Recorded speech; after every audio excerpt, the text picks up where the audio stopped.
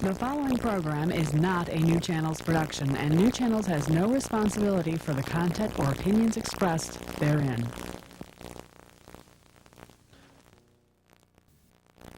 You're going to have to talk fairly loud when you ask questions for him to hear you.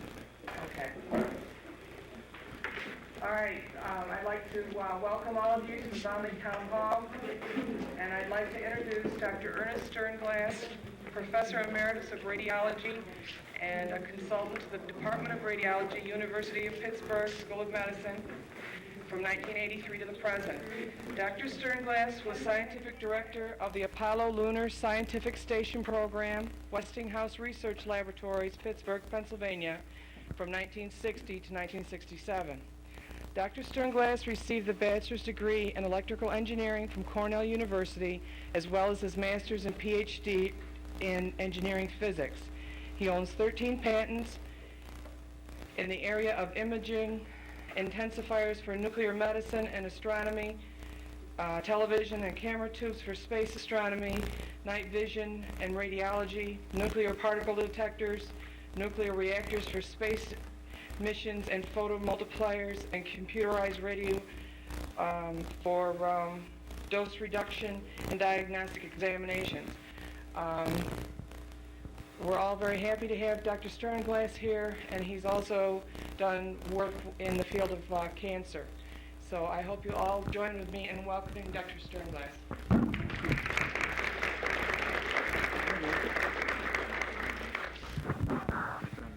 Well, I'm really glad to be back up here again, hopefully in a new day,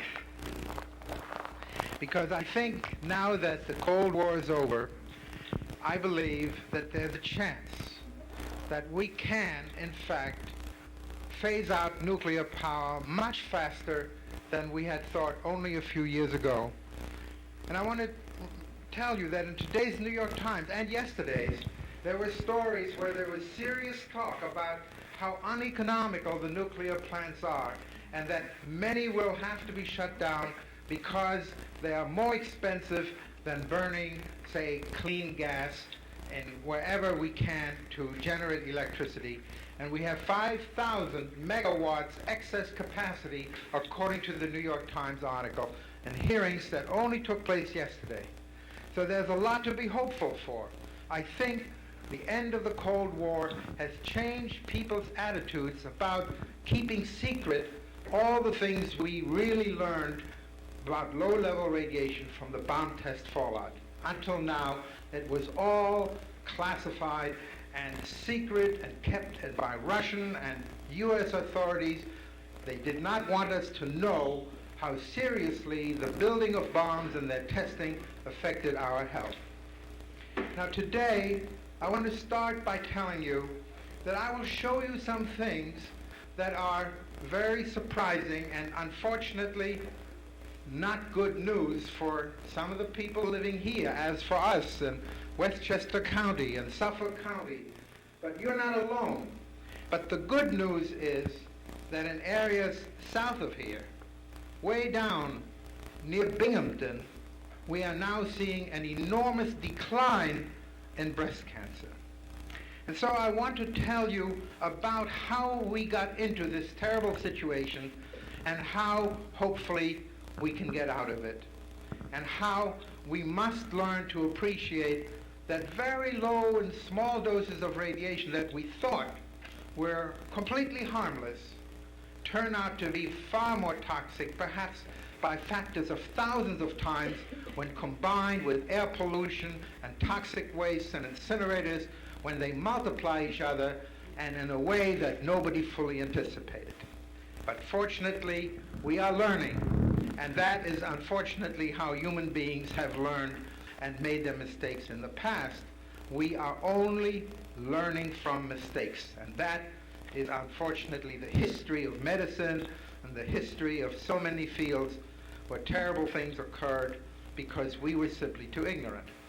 So how did we get into this situation? After all, next year, just a few months from now, will be the 100th anniversary of the discovery of X-rays by Röntgen, which was hailed all over the world as the greatest momentous achievement in medicine, and it turned out to be an incredibly valuable tool. And yet, as I will tell you, we were misled by the fact that people did not drop dead from a chest x-ray. People did not drop dead from having their dental x-rays taken. And that was a good thing, but it misled us into believing that all forms of radiation at low levels are harmless. Now, the first warning we had is that achieved by Dr. Alice Stewart by complete accident, purely by accident. She heard from one of her statisticians that there was a big rise in leukemia among children in England in the 1950s. So she sent out questionnaires to a few hundred women whose children had died of leukemia or other forms of cancer. And she found out by comparing it with a group of controls that didn't have x-ray. Well, she didn't know that at the time. I'm getting away the story. She took women who had healthy children and matched them as closely as she could. And then she looked at the questionnaires, and there was no difference in their use of chemicals or where they worked or with benzene or anything like that. The one thing that popped out of the questionnaires, that women who had had a few diagnostic x-rays during pregnancy, pelvimetry to measure the size of the opening for the baby to come through, which was commonly done in the 50s, that kind of examination doubled the risk that a woman would have a child that had leukemia later, before age 10. And that was the first indication, and that happened in about 1956 to 58. And she had a terrible time publishing this. It was a very difficult thing for physicians to accept, that diagnostic x-rays could be so devastating for some people in our society. So now let's take a look and see what it is that she found. By 1958, she only had a few cases, and she couldn't get anyone to believe her, so she kept gathering more and more data. And by 1970, when other people had already confirmed her finding, Dr. McMahon at Harvard, she had enough data to be able to show that there was a real relationship between the number of x-rays taken and the risk of cancer among the children. And you see that it is practically a straight line. And that means that there is no safe threshold for small amounts of radiation, because these diagnostic x-rays typically give only about, equivalent of 2 years natural radiation. Natural radiation. And so we're dealing with a very small amount. Typically, natural background, roughly, without radon or anything like that, gives us about 100 units, 100 millirad per year. These are only 200 to 300 millirads per film. So you see, this was a terrible shock, and by that time, an enormous amount of bomb testing had already taken place, and an enormous number of nuclear reactors were on the drawing boards. And the first one in Shippingport opened up the year she first published her paper in '58. So nobody anticipated the enormous sensitivity of the developing baby in the mother's womb. But a few years later, she had even more data on the few women who, because of accidents, received x-rays during the first part of pregnancy. And she found that for them, the curve was even 10 times steeper. So that a mere 100 millirad, which is what we get from the natural environment, doubled the risk of leukemia and cancer in the newborn.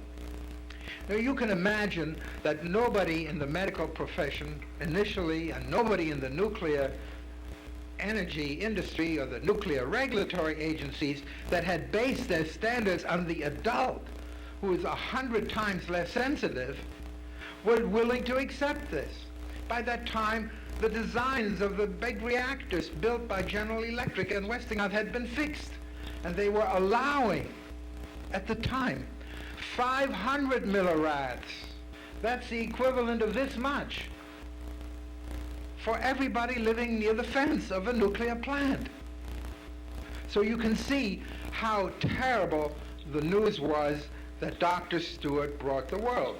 And yet, it is something that hopefully is helping to save us from even more devastating things. So what happened here, people said, well, you know, an intense short exposure is much more serious. When you spread it out, like from the environment, there shouldn't be any effects at all. And for years, people believed in this, that you spread out the dose, which happens in therapeutic x-rays. When you try to treat a cancer, you spread out the dose over weeks because the body has a chance to recover. But that's an adult body. In a young fetus and the developing fetus, the mechanisms for repairing DNA are not yet fully established. And that's one of the things that we now know. DNA in an adult, in a middle-aged, healthy adult, is 99.9% repaired. But we didn't have yet understood many of the things that are going to come. So one of the things that I happened to find out about is that in Japan, Dr. Segi at Tohoku University looked at the pattern of childhood leukemia after 1935 to 1960.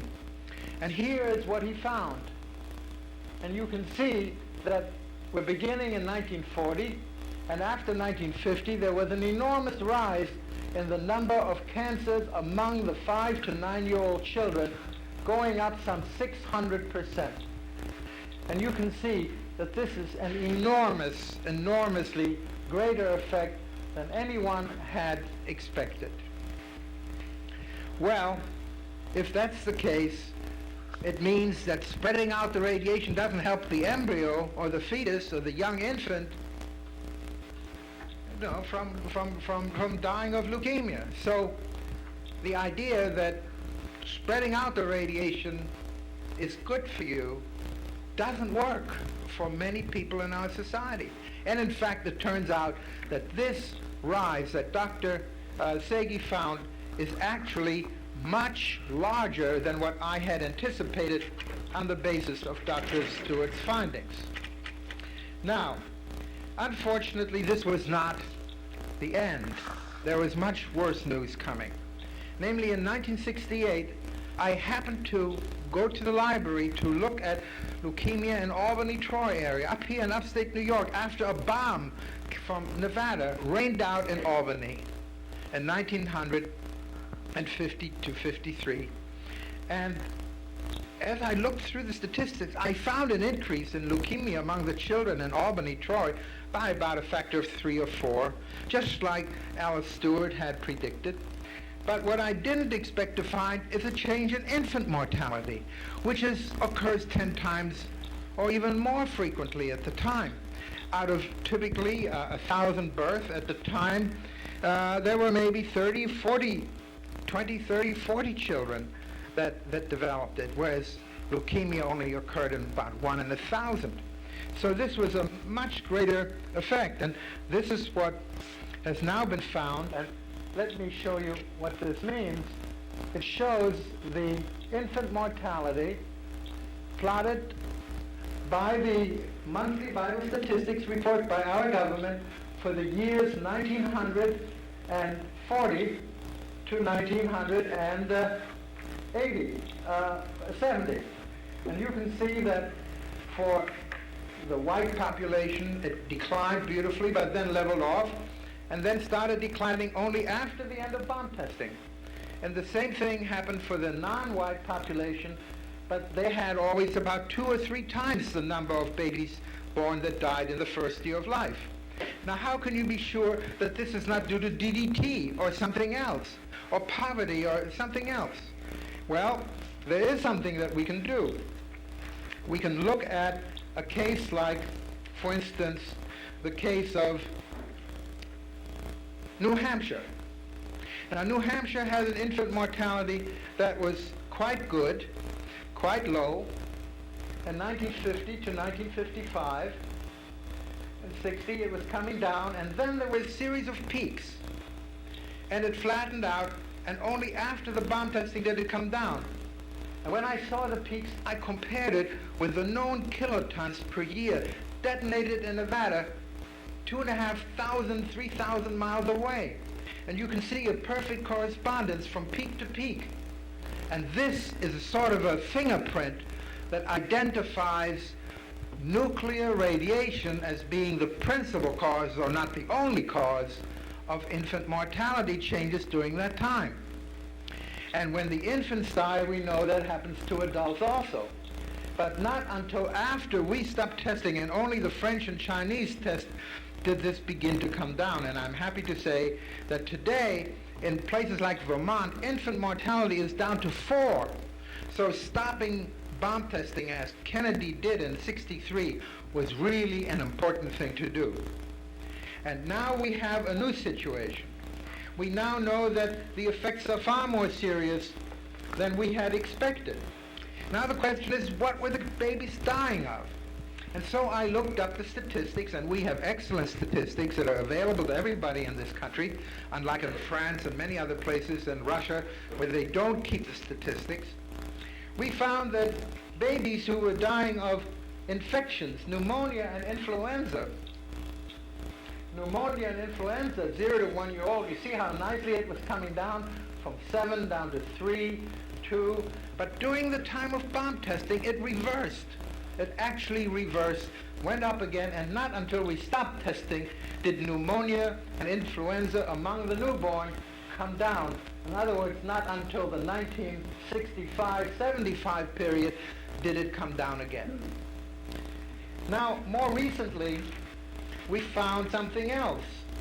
We found that infectious diseases went up in New York City, where again, excellent records showed the following: a gigantic peak in brain inflammation, encephalitis in New York City.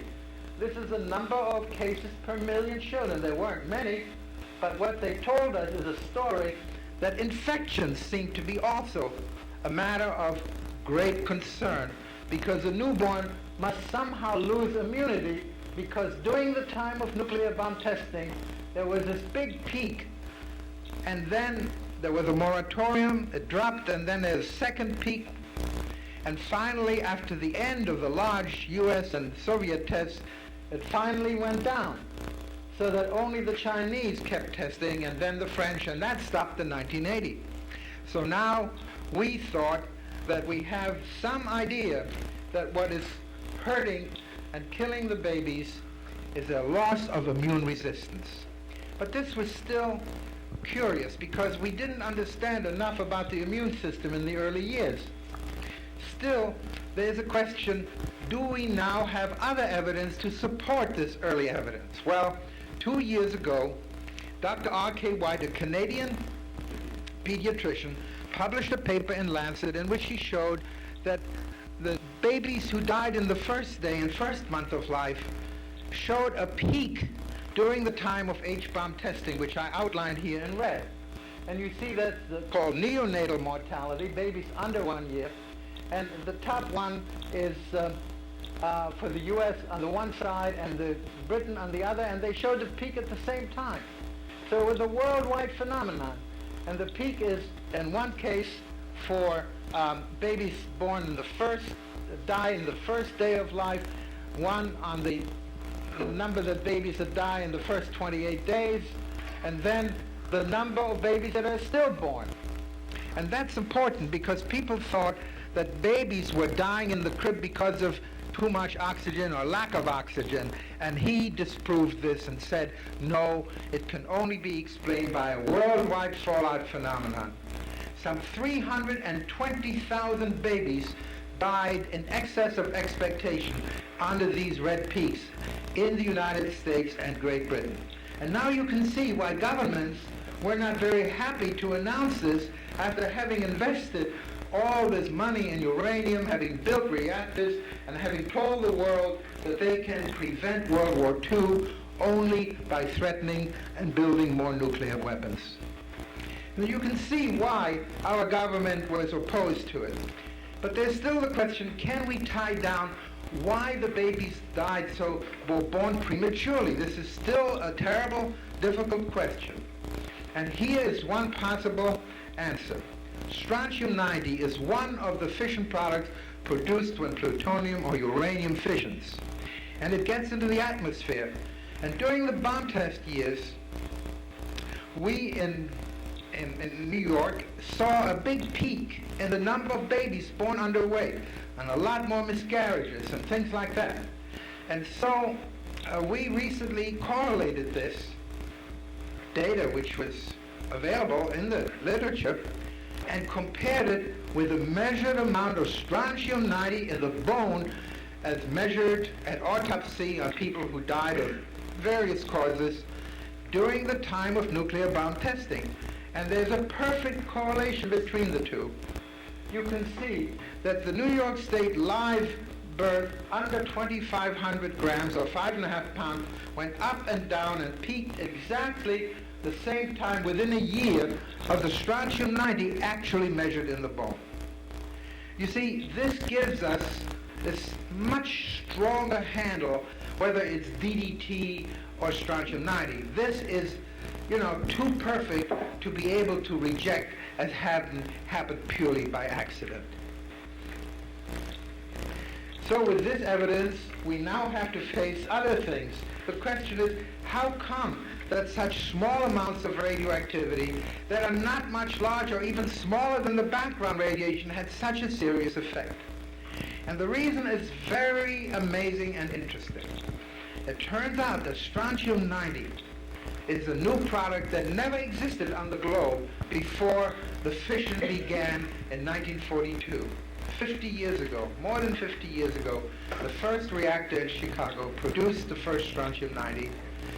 It only has a half-life of 30 years. Half of it is gone in 30 years. Only a quarter remains after 40 years. So since the beginning of the universe, there's nothing left. And therefore, strontium-90 has never been part of our environment. So we didn't adapt to it. It turns out that strontium-90 is much more toxic than the normal radon and radium that you hear about when the people tell you, well, you shouldn't worry about our nuclear plant because it emits much less than you can measure with a natural background. The reason is strontium-90 is not like natural background. Why? Well, there are many reasons why strontium is so terribly toxic. One thing is it resembles calcium. We all need calcium to build bone. And the baby needs calcium. You know that. During pregnancy especially, and early development. So it is absorbed avidly by the body, and it gets into the bloodstream, and it gets deposited in the bone along with calcium. So you can see that this is a very toxic element. It's much more difficult for uranium and plutonium to get into the bloodstream than strontium-90. Strontium-90 is sort of the twin of calcium. But unfortunately, instead of emitting a slow but enormously powerful alpha ray the way radon and radium does, the natural material, it emits a fast electron that has 1,000 times greater range. And instead of only traveling a few cells in the bone, and the bone is relatively insensitive to radiation, it travels right into the bone marrow. And the bone marrow is where the immune system cells are born. It's the cradle for all the white cells in the body. And they become the policemen of our body. So you can imagine that if you have a lot of strontium stuck in your bone for 10, 20 years and keep drinking it and building it up, you're producing a slow, constant irradiation that irradiates the most sensitive and critical thing in our body, namely the ability to fight cancer cells, the ability to fight microbes and viruses, and as a result, it is far more toxic than any other ordinary chemical ever invented by man by roughly 10 million times. When we talk about 1 part per billion for DDT or dioxin to worry about, we're talking about 1/millionth of 1/billionth of a part per calcium unit calcium. That is how toxic this is, because the energy of the particle it shoots out is over 1,000,000 volts, enough to break thousands and hundreds of thousands of bonds and chemicals in the cell.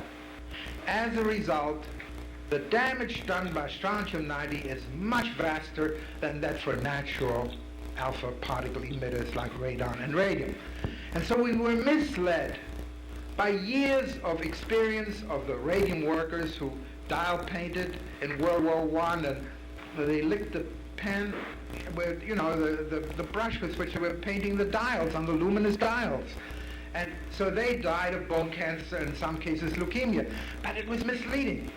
It was protective, actually. The bone protected us because we evolved in the presence of radium. We did not evolve in the presence of strontium-90 and iodine-131. And that is why we made the great mistake of sort of comparing the releases from bomb tests and nuclear plants with natural radiation. It has nothing to do with natural radiation. It is far, far, far more toxic.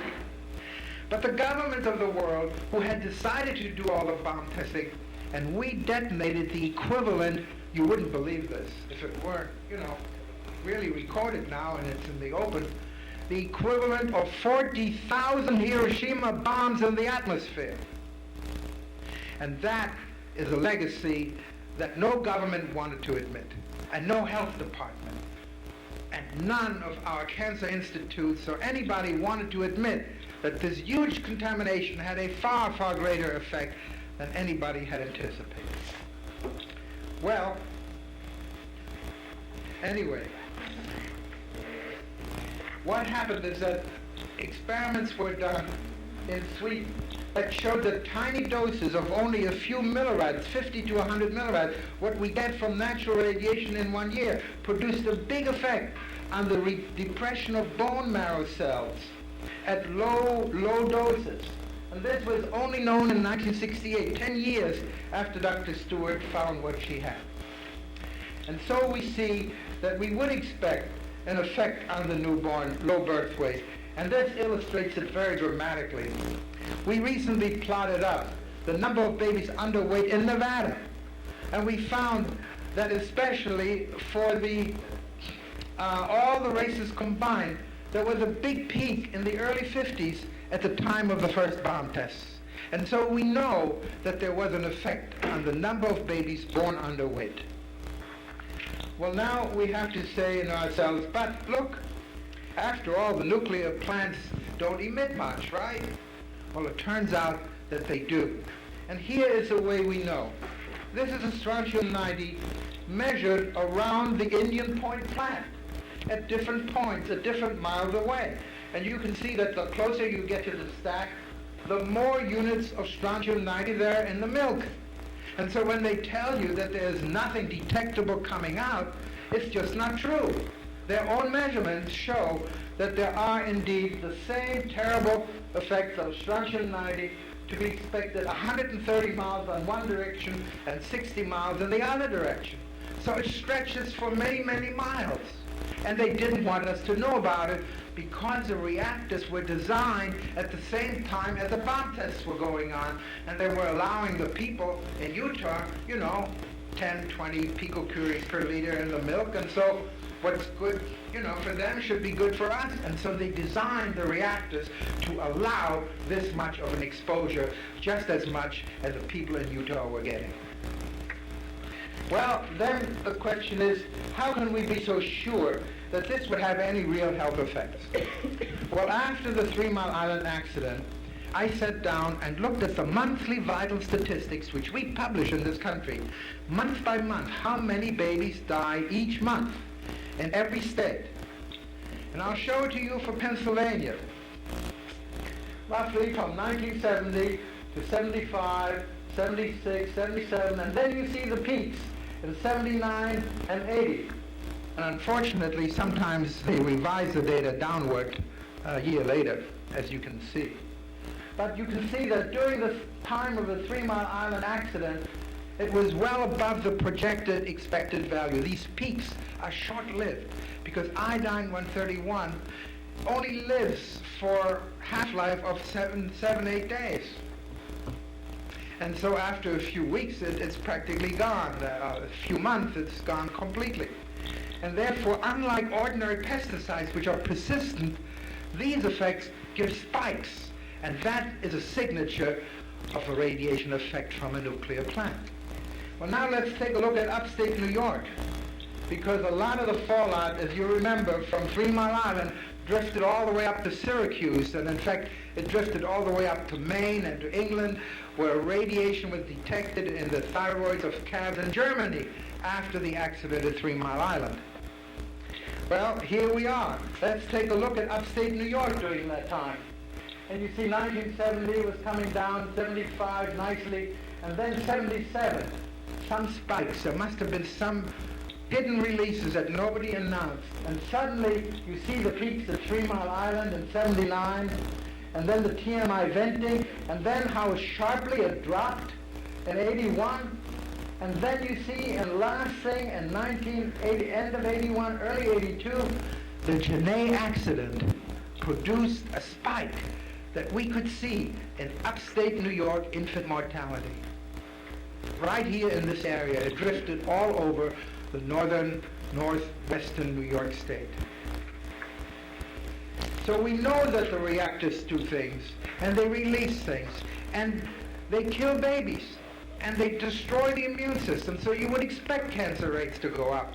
And that is unfortunately what happened. The way we know this is that the National Cancer Institute just recently published a summary study from 1973 to 1988, breast cancer incidence, white females over 50.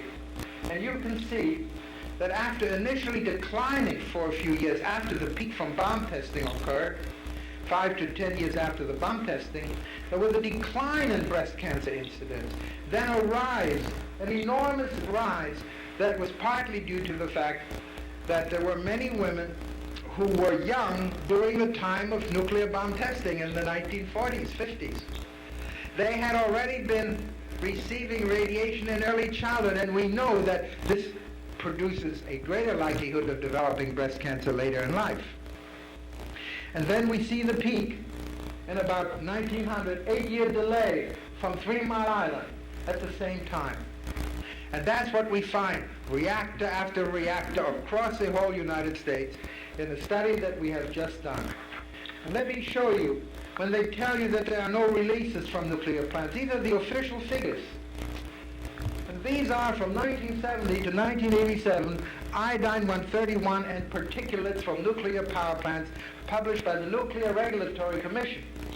And what are these units? These units are curies. Now what's a curie? A curie is an enormous quantity, as high as 40, 42 curies per year. The 3 Mile Island accident is said to have produced something like 14 to 18, something of that order, curies of iodine, okay? And it affected the whole world. A curie is a million times bigger than the units we worry about in the milk, so-called picocuries, okay? It is so toxic that 1 trillionth of a curie produces health effect. 1 trillionth. That is incredibly, just a few atoms disintegrating, you know, in a quart per liter per hour. Just a few atoms. It's really unbelievable. Per minute or so. So we have this data. And so what we did, we had it for the period 1970-71. We added it up for every region of the United States, every census region. Mid-Atlantic, New York, Pennsylvania, New England, South Atlantic, the West Coast. And then we compared it with the announced levels of breast cancer in each region. And lo and behold, we did find something. But before that, let me show you what it is we found here very simply. We found that instead of being a straight line like Dr. Stewart's finding for X-rays, it turned out to be much steeper at low doses for places like West, South, Central, which includes Texas, Oklahoma, Louisiana, the mountain states, Montana, Wyoming down here, then the Pacific states, then West, North, Central, South Atlantic, and the highest levels found in New England, where New Hampshire in the White Mountains, as you saw, had this high infant mortality, and the peaks, it drifts across the nation and comes down where the peaks are, where the snow falls, where the rain comes down in the White Mountains of New Hampshire and New England. And also in New England, we get all the drifting radioactive gases from the clouds of Janae, the clouds from here, the clouds from Ohio, from all the way down in Illinois. Just like acid rain, it drifts across the nation and poisons the milk and water everywhere. This correlation explains 80% of the difference between the low rates in Louisiana and Texas. And mind you, you would expect that Louisiana, with all its chemical plants and oil drilling, and Texas and Oklahoma would have the highest breast cancer incidence today. But they don't. And this is true for most cancers. The interesting part is that they didn't have any nuclear reactors before 1982, which is roughly the time that the National Cancer Institute and we decided to cut off because it takes a few years for this to develop. All right, so now we know that we have a real correlation. And here we see what happened around the millstone plant right across from Long Island.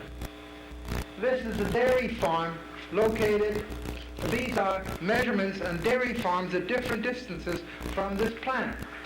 The millstone plant near New London. And you can see that the values of radioactivity in the milk nearest to the plant exceeded the levels produced by bomb testing. They literally allowed the people near the plant, for them, nuclear bomb testing never ended. And it stretched for hundreds of miles in either direction. And that's important to remember, because you'll see later on how the government tried to cover this up. Now let's look what happened to cancer rates in Connecticut, where they have excellent records. And this is what happened to cancer rates. In the years of 5 years, 6 years later, we already see that in the different distances away, the greatest effect were in the place where the nuclear plant was located, and less in going away to greater distances, all the way to Rhode Island, Massachusetts, New Hampshire, and Maine actually declined in the period 1970 to 75, which is what we're looking at. So there's a surprising rapid response to cancer. We used to think that it takes 20, 30 years for cancers to appear. That's not true for fission products. We now learn from Chernobyl that thyroid cancers that normally take 20 years or 25 years to show up in 3, 4, 5 years after the accident. That's because so many different elements are affecting so many parts of the body. Hormone and levels are changed. The immune system is depressed, and it can therefore not fight the cancer cells as readily, and therefore it accelerates the normal cancer process enormously. And that's what we've learned from Chernobyl, a much faster response to fallout in just a matter of a few years. And so you will not be surprised that we saw the same thing in New York City and Westchester when we looked at that place. Now, this is a crude map that indicates where the reactor is located. Indian Point is located here. Millstone that I just showed you is over here. Here's Long Island. And you can see that Suffolk and Nassau and the crossfire, no matter which way the wind blows, either from the northeast, from the northwest, or from the northeast, it ends up over the foggy, rainy island of Long Island. And they also have a reactor called the Brookhaven National Laboratory Research Reactor, which was the same size as a shipping port, 60 megawatts in the 1960s. And so we have an enormously heavily populated area irradiated by these reactors. So you're not the only ones who is under crossfire, because you're going to find the same situation here up here that we have experienced in New York City area. So what did we find? We found, and this is again the excellent Connecticut statistics that show us how the cancer rate, yearly cancer rate of female breast cancer in Connecticut for the 50 to 70 year age group between 1935 and 1990. It shows that between 1935 and 44 there was no rise. Even though we were using pesticides and had coal burning plants and had chemical dumps, there was no rise in the cancers during that period. In fact, it should have declined. But the bomb fallout came, the same thing that killed the babies of leukemia And then the women were beginning to die 5, 8 years later. And then came the reactors.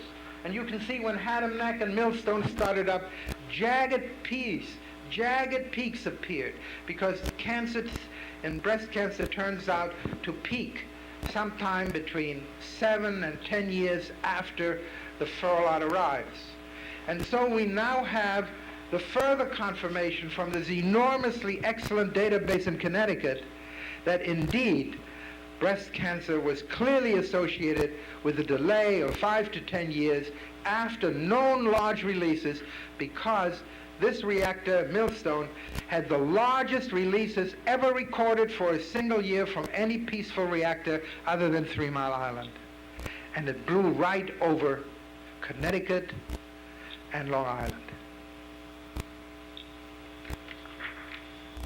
Well, now we have to ask what happened in Long Island, and here it is. Suffolk had as rate as low as 14, 13, 14, 15 in the 1970, and then it rose to an enormous degree. And Nassau also. And when this was shown, when the women on Long Island went to the Center for Disease Control for a study of why is breast cancer going up so much, they told them it's because there's so many Jewish people living here. Who said that? They said that it's in writing. Who said it? The CDC, Really? Center for Disease Control. Who was he? I don't know the exact report, but I'll give you the details that I have. The women on Long Island liked this very much.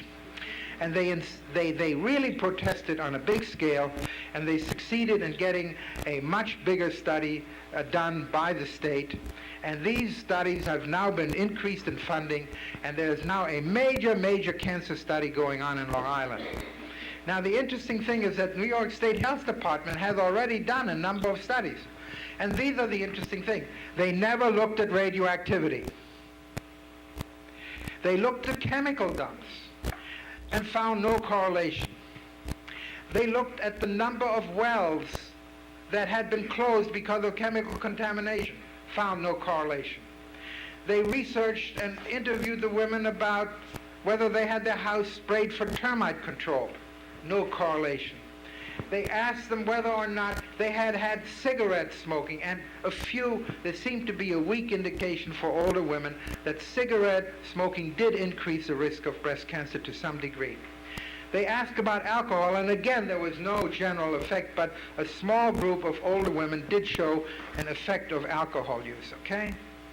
But what they didn't look at is their own data that they had taken on a small area study around all of Suffolk and Nassau County, and community by community, they then found out that indeed what was happening is that near the Brookhaven nuclear reactor, there was a much greater number of women who developed breast cancer.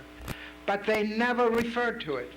The data is there, but they never analyzed it, and that's the tragedy about letting the fox guard the chicken. In other words, the health departments of the world are no longer interested in protecting the people's health if it is a question of national security. And national security demanded that all effects of bomb testing and nuclear operations be covered up so that the Russians wouldn't think that we're too afraid to use our bombs. Excuse me? I'm sorry, I'm very hard of hearing. What year are you talking about? These years that the New York State Health Department did its studies are only a few years back.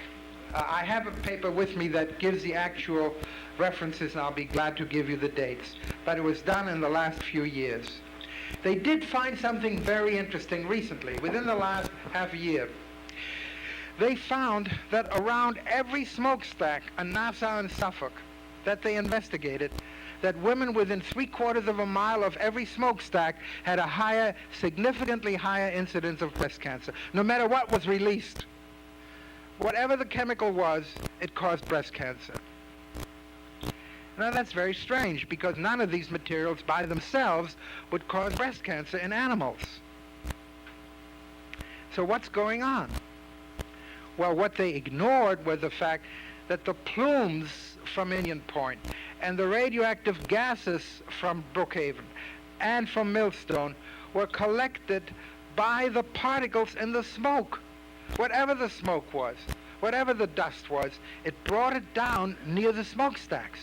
So air pollution is a contributing factor to the rises in breast cancer, and that is what we find in our statistics, which I'll now discuss before I finish, is that in our studies we find that areas that are urbanized and have a lot of automobile emissions and incinerators and so on, they always have the highest breast cancer rates to begin with. So it's clear that pollution in the air clearly affects breast cancer, but it's not the pollutants alone. And this is what Rachel Carson pointed out already in her book Silent Spring. It's the combination where the chemicals and the air pollution are the silent helpers of the radioactivity, so that the combination is much more deadly than one alone. So we have to get rid of air pollution. We have to cut back on incineration. We have to get rid of everything that contaminates the air, especially if we have any nuclear plants still operating. Well, now let me turn to the discussion of what happened in Westchester, because this is possibly the most important and significant case. As you know, in Westchester is where Indian Point is located. But the Indian Point plant only had a little plant here, and this is the breast cancer rate for New York City and Westchester, and it's pretty much the same except for this little bump until about the mid-1970s. And all of a sudden, you see Westchester going up and polluted New York City declining, with all its automobile traffic, all its incineration, all its chemicals, all the cleaning establishments and all that, and breast cancer was going down. Now, how is this explainable? How is this explainable? This is mortality. I mean, these are dead people. There is no question that this is not just an error in the statistics. This is real. What's going on? Well, in 1972 and 74, two giant new plants began operating at Indian Point 2 and 3. And they all had severe emission problems in the first few years. And therefore, you see that Westchester gets its water from reservoirs that are only 3 to 5 miles away from the nuclear plant. These reservoirs were also supplying New York City until about 1965. When New York City switched its water supply completely, except for 10%, to the western Catskill Mountains near Binghamton. And that's the clean water we're now getting.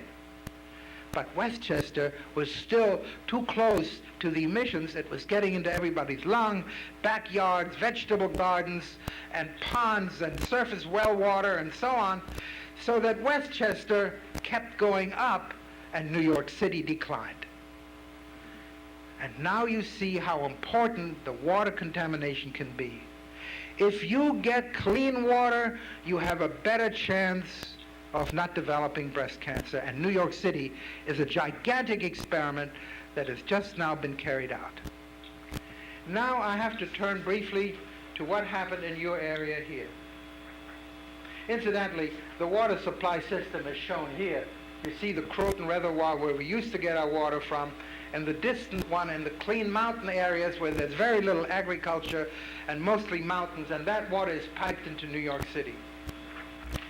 Well, now let's talk about what happened here.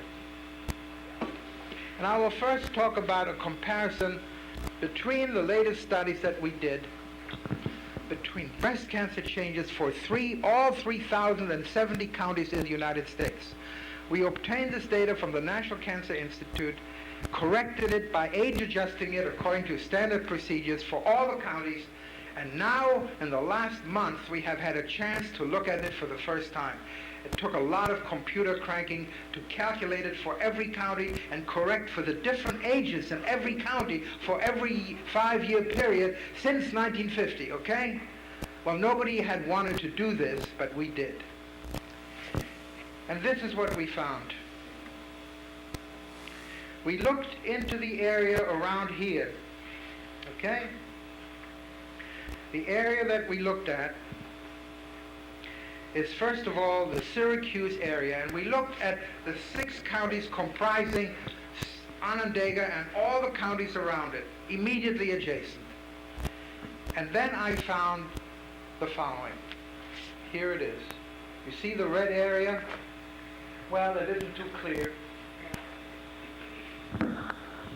But, okay, it's not clear on this at all. This is unfortunately a red area that goes around here. It's every county around Syracuse, including Oswego, rose by as much as 21% up here, 12% here, 9% here, 4% in the Syracuse main county of Onondaga, 46% in Cayuga County, which lies between Rochester and the reactor here, 7% in Cortland. But down here in Binghamton, minus 36%, minus 2%, minus 11, and minus 23% in the area from which much of our water now comes down from New York. So the miracle of New York City is the same miracle that caused breast cancer rates in Delaware County to decline 23%, and this is where the great hope is. What is it for Oswego County? Excuse me? What was the increase for Oswego County? Oswego County is 21%, and that is between the year 1980-84 and 85-89. In other words, it happened between the beginning and the end of the 1980s.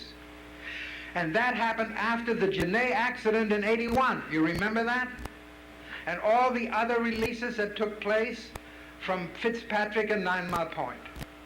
And here we have an area of Binghamton, which is very much the same.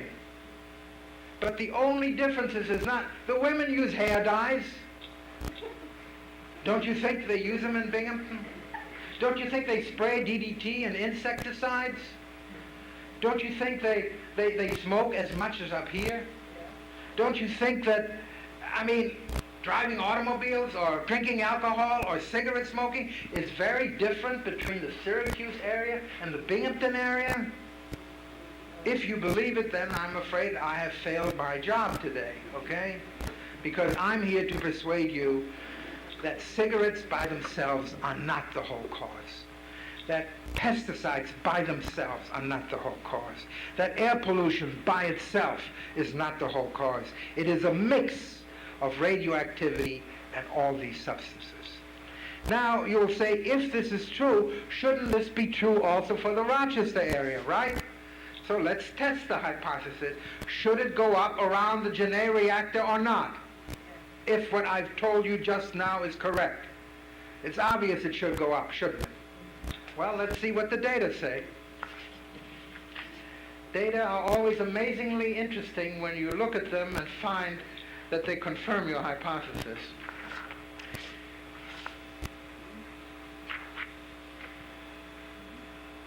Okay? Let's look at Rochester. Plus 22 in Wayne, plus 12 in Ontario, plus 2 here in the central county of Monroe, plus 20 in Genesee, and only 1 went down, minus 16, and it's upwind from the prevailing wind that come from the east and south. And that was also discovered around Oak Ridge, that the upwind areas increased maybe 5 or 6 times less than the downwind areas around Oak Ridge, in an article just published in July this year by Joe Mangano, okay, in the International Journal of Health Services, and I have some copies that refers to that article. And again, Binghamton is the only area that declined, here, down here. But now let's look at other places. What about Long Island? Well, we know that, we already know here, Indian Point, and sure enough, 11% up, and I can't read this, but it's of the order of 5 or 10% in Westchester. And out here in Suffolk, it was subjected to both BNL and the other releases. And then we see another area that had plus 15, plus 16, plus 18, and that's around the Schenectady Knoll Atomic Power Laboratory, where nuclear reactors are constantly being experimented with and tested, both up here in this county of Saratoga and down here in Albany, Troy. Now, I tell you, with all this evidence, how come that the government could conclude that there is no effect in their 1990 study, no effect on human health, on cancer rates due to living near nuclear facilities? How could they arrive at this? This is what they did. And I'll illustrate it for you for the case of Rochester, okay? This is what they did. They picked an area which is the reactor, okay? The reactor is upside down. And then they picked their controls of supposedly unexposed people right adjacent to it. And yet we know from all the other studies that the drifting strontium-90 extended to 50 to 100 miles from the local reactor. So they picked the control counties in such a way that they would also go up so that they could say there is no difference between rural counties that have reactors and rural counties that have no reactors. Moreover, they picked a third county right near West Valley, where we know that during the 70s there were huge emissions from reprocessing in the 60s and 70s and waste storage in Cattaraugus County. So your own government, in an effort to keep secret from us the serious effects, rigged their study in such a way that they could announce no difference between rural counties with reactors and reactors without them. And that is why you cannot depend on either the national government, the CDC, the NCI, or your public health department to tell you the truth, because they have 40 to 50 years of lying to cover up in the interest of national security. Thank you very much.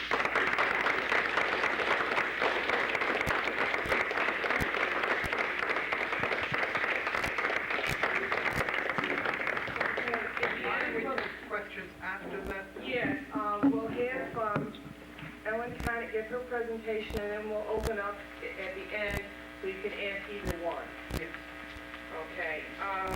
For your information, copies of the tape are available from Safe Video for $20 each. This program will air on Paragon Cable October 4th on Channel 10 at 7 o'clock. Bolton New Channels will carry it on October 5th and on Channel 36 at 7 o'clock. Okay, I'd like to read to you a memo I received that was written by Frank Visser. Who's he? He's the Deputy Superintendent and Manager of the incinerator. To his supervisors from Frank Visser, this is dated September 19th, 1994. I would like to stress on cleaning procedures that we have ignored for some time now. During all cleaning of upper chamber, crossover, and stack base, the UC blower must be turned off and the dump stack must be closed! Exclamation point. This is to avoid fugitive slag to the outside. I have had some complaints and or concerns expressed to me regarding the slag materials blowing off the roof and falling on people's cars, with the possibility of breathing in this slag and causing health problems. It is our responsibility to minimize the escape of slag material outside the building, and we should do everything we can to prevent fugitive emissions from the dump stack during cleaning. The UC blower can be left on with the dump stack open before cleaning begins in order to cool the spaces off.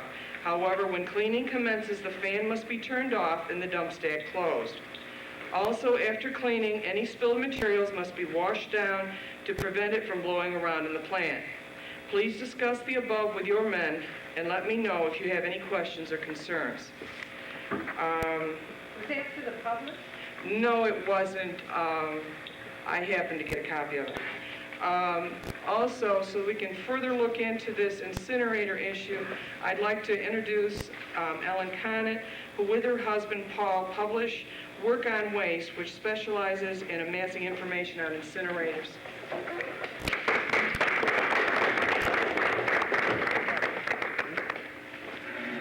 Thanks. If anybody's thirsty, please go and get yourself a wonderful cup of coffee if you'd like, or something down there, if you'd like to do that now.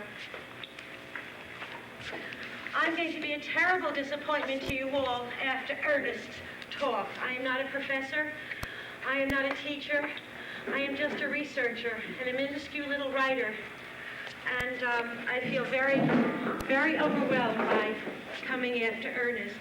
All I do is study municipal solid waste incinerators and have done since 1985. And I report on them, however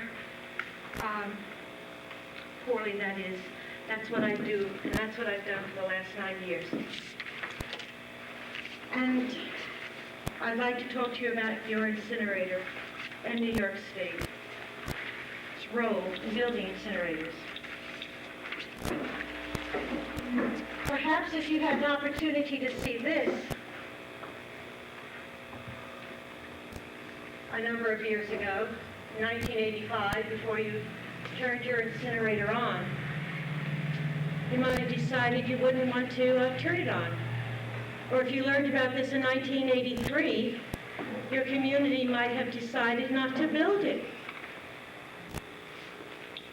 But you weren't told what we found out from the EPA on September 1st, 1994, that EPA now says municipal solid waste incinerators are responsible on the second major source of dioxin in our environment.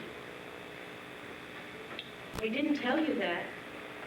They told every single community, like the community of Volney in Oswego County, that there was no threat to you, to your children, to your neighbors from municipal solid waste incinerators. That's what the United States Environmental Protection Agency said to your county officials. That's what they said to the New York State Department of Health officials, et cetera, et cetera, et cetera. That's why you have this plant here. But this month, 27 days ago, New York says, the U.S. EPA comes out and says, sorry folks, we got it wrong. We now have to tell you that they're the second largest source of dioxin in our environment. And they went on to say, and now we want to refit them. We made a big boo-boo. We made a mistake. We were wrong. Now we want to use more of your taxpayers' dollars and refit them, because now we got it. Now we got it. This nice little experiment that we have subjected you to willingly, because we trusted, you trusted them. You have been part of an experiment.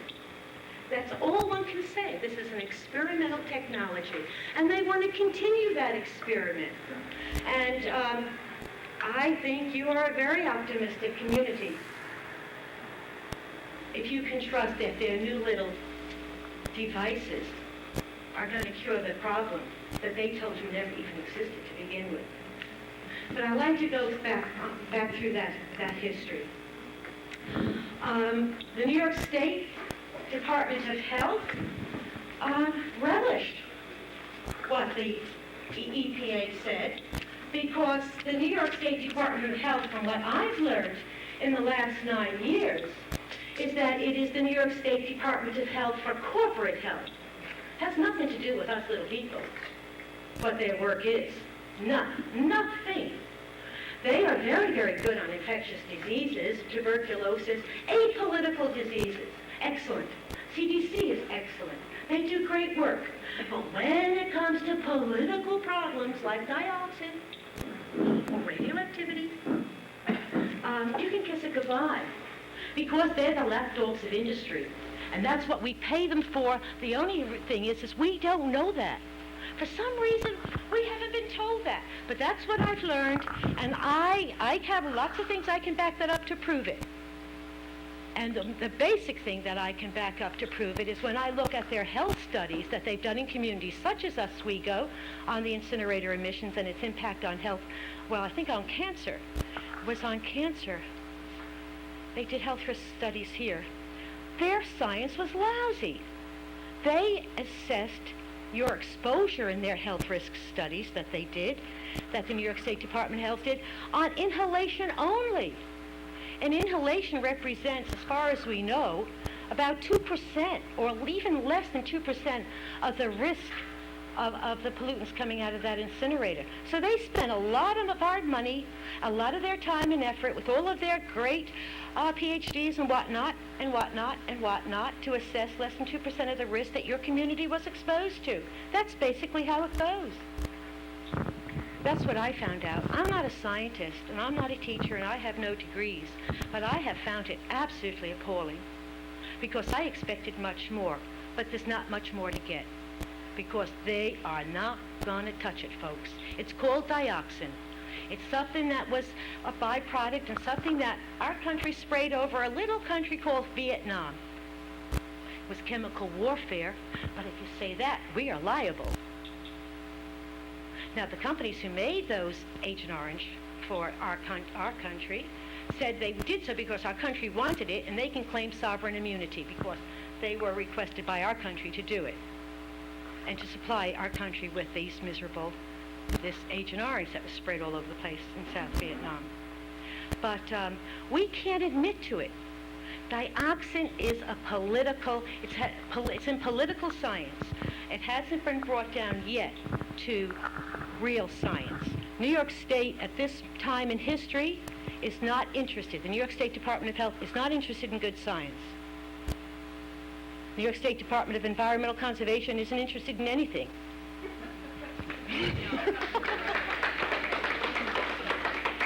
Well,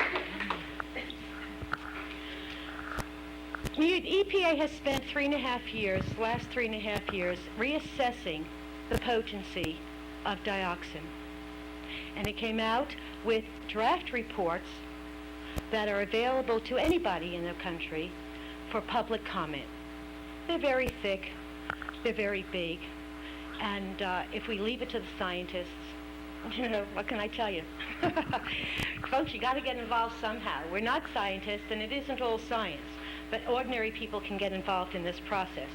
It was released on September 13th, and it was in two sections. The one section of these stocks and reassessments was on the science. And actually, as I was told by someone, his name is Bill Sanjor from the U.S. EPA in D.C., Bill can speak freely. He's a really good guy because he's a whistleblower.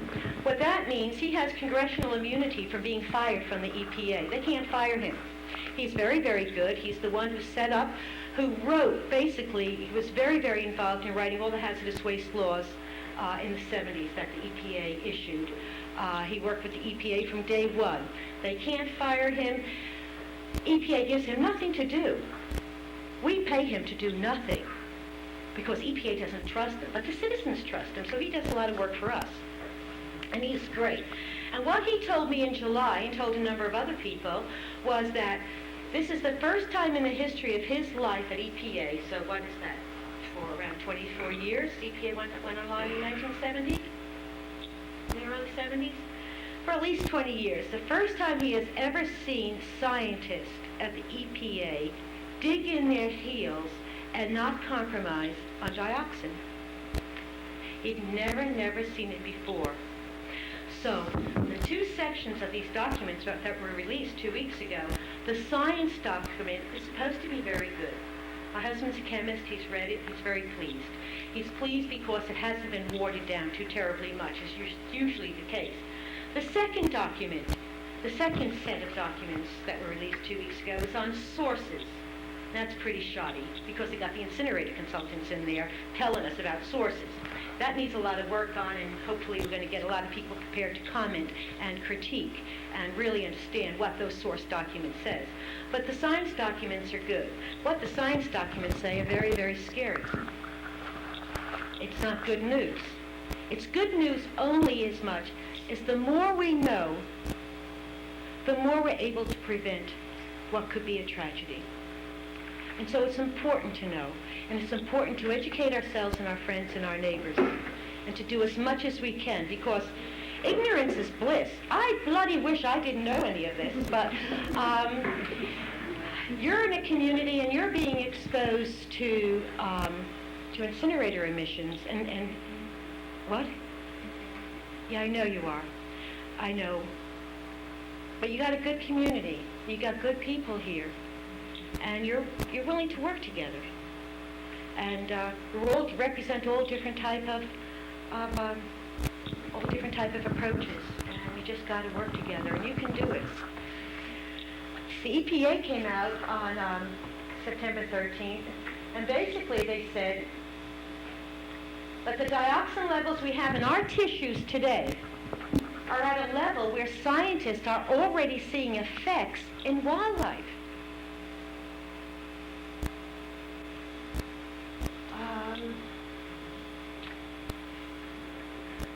The majority of this has come from the incinerators that the EPA has been supporting. It's been telling communities it's okay to have for the last 20 years.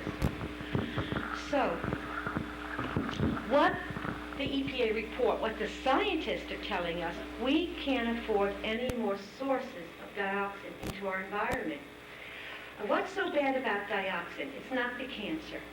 This cancer doesn't seem to worry many people, though it is known to be a promoter. It's considered to be a promoter of cancer. That doesn't worry too many people. That didn't worry the scientists too much in this report somehow. What worried the scientists silly when they were looking for these last 3.5 years at dioxin was its multi-generational effects. What we have in our tissues can be imprinted on the fetus, the incoming fetus. We pass it on. And how these multi-generational effects can happen, I don't understand this well, but dioxin and a whole bunch of other type of substances, but dioxin and furans, which are close cousins, come out of the incinerators, and other things from the incinerator too, are known to mimic estrogen in our body. Estrogen. They mimic estrogen. They act like a little estrogen hormone, not only in women, but in men. Men and women. And they're already seeing effects of this in wildlife, and it is very, very, very frightening. What they're finding, and it's not just in the Great Lakes, which has a lot of problems because it's so contaminated with so many different things. But they find in the Great Lakes, and they're finding this a global pattern, where they're finding male species, male wildlife, whatever it is, fish-eating birds, fish, bears, turtles, males bonding with males, females bonding with females,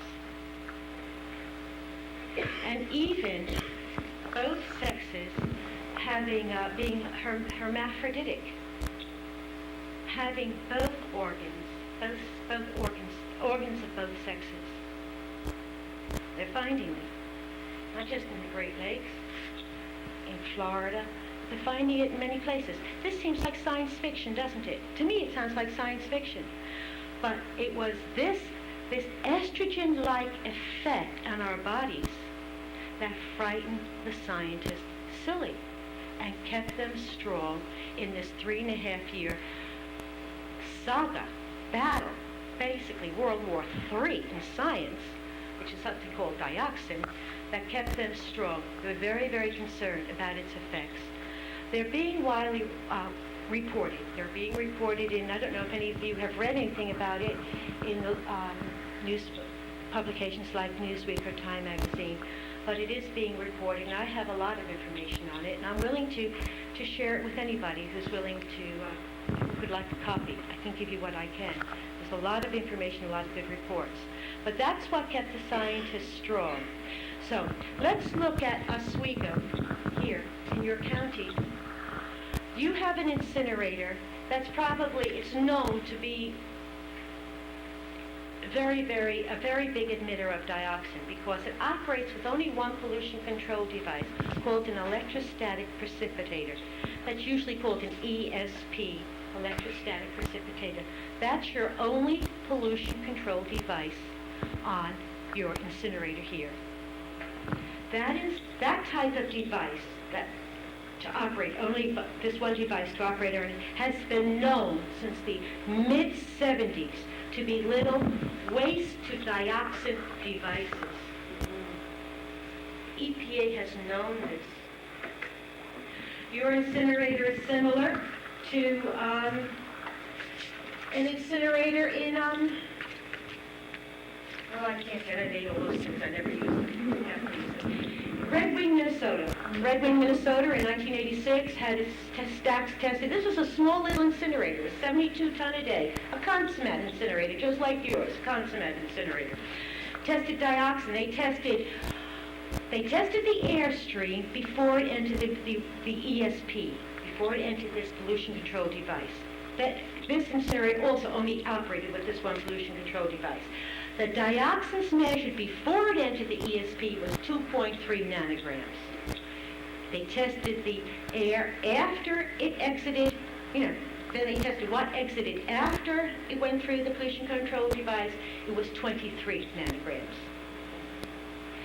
In Rotterdam and Holland, they have a very, very large, about 3,000 ton a day municipal solid waste incinerator, much bigger than yours, operated with only one pollution control device, an ESP. They didn't test the airstream as far as I know. What they did test, they tested milk and cows downwind of this incinerator in Rotterdam. And what they found were excessive levels of dioxins and furans in the milk of the cows, from the cows grazing downwind of this incinerator. Now, this big incinerator in Rotterdam, 100 feet from it, is a hazardous waste incinerator. The both incinerators are operated by the same company. So why did the state, Holland, blame the municipal solid waste incinerator, which they did. They blamed it for these excessively high levels that wound up in the cow's milk. They did that because they had about 11 other incinerators in their country. They tested the milk downwind of the incinerators, and they found the same high levels of dioxins and furans from these municipal waste incinerators. Therefore, what they did not close down the Rotterdam incinerator, they closed down the farms. They had a milk buyout, July 1989. 16 farms downwind of the Rotterdam incinerator were forbidden to sell any milk or meat or cows, forbidden to sell anything from their land. The government buys everything from them. The government buys the milk. The government skims the milk. That fat that's skimmed off is sent to the hazardous waste incinerator, and then the skim milk that's left is dried and then goes on to market. The government archives, keeps the organs of the cows and whatnot. No cheese can be produced, nothing can be produced. I met a scientist in July. Her name is Dr. Yana Kopa. She's done a lot of studies on dioxin, and I asked her if this milk buyout was still in effect, and she said it was. At 16 farms. Farmers say, hey, there's only 16 farms, there's more around, why didn't they do more? But that's what the government did. Same type of pollution control device as Oswego has, an ESP. What the immediate response from the Rotterdam government was, aside from banning, Volney. What is this, Oswego? Oswego County, I'm sorry, I always refer to it as Oswego County, Volney. I always refer to your incinerator as Oswego County. Town of Volney. Oswego County. Oswego County does operate it, it's just located in the... Absolutely, one right here. And so the Dutch have gone on to retrofit their incinerators, spent a lot of money on doing that, but the milk buyout is still in effect. I don't know when they're going to lift it. In Niagara Falls, an incinerator that's been online since 1980 is run by Occidental, only operated with an ESP, like the Volney incinerator. And that's been known to have excessively high levels of dioxin furans coming out of it. Each time it's been tested, first it was Axelrod. I remember when he was the health commissioner, said we had to take steps to reduce this. 2 years later, they tested it, and they found double the amounts of dioxins and furans, and the State Department of Health somehow were able to say that the levels were halved. I have information on that if you'd like. But that's the same type of incinerator as you have. Albany, New York, the best politically sided incinerator that I know of. It's attached right to our state capitol building. That also, I think that just operated also with an ESP. I just have to double check that. That had some of the highest levels of dioxin measured in our state, and it has the highest temperatures, operated at the highest temperatures. Remember, there was that wonderful thing you all told, if we burn it hot enough, we won't create any dioxins. We've been given and told a pack of lies. They hadn't a clue what they were talking about. Now, there were people who questioned them at the time. My husband was one. He's a chemist. But they dismissed him, and they dismissed everybody who had any concerns, because they knew best. I think I heard, today I heard Ernest speaking at the university. I listened in awe of everything he had to say, and I asked him a question, and his response was, the people who started the nuclear power industry really did it with the best of intentions. They did it with the best of intentions. I'll accept what Ernest has to say, but I might tell you the people who with the municipal waste incinerators, their intentions was one thing. It was greed. There's no incineration is a technology of greed, or it's a technology of real recycling. The real recycling. That is recycling the big money back to the big boys. Yeah. And if your community wants to continue with helping the big boys get more cement and more whatever they need to put on their little devices, which how you can trust them, I have no idea how anybody in your community could trust the Department of Health, who did shoddy studies in your community, terrible science, have ignored you, have abandoned you, having given a hoot about you, having lied to you, and lied to you because they should have known better. We expect better science from these people. We expect, and wrongly, we expect them to be interested in the public health. And that's a wrong assumption, because they're not interested in the public health. They're interested in the public health if it's an infectious disease. If it's a disease, that's not a political disease or a political pollutant. Pollution is political, full stop. And they can't touch it because they'll lose their job. The only people that protects the community, the only people out there that will protect your community are the people who live in your community. That's it, folks. At this time in our history, that's it. And you have to really make a concerted decision what you want to do with this incinerator. I went by it today, and it's rather disarming. It looks so non-offensive. It's very, very disarming. And so is dioxin very disarming. And we're not just talking about dioxin, but that is what everybody's very, very, very concerned about. Very, very concerned about the levels right now the average American has in their tissues. The average American. Of course, there are people who aren't the average, which means some have less than the average and some have more.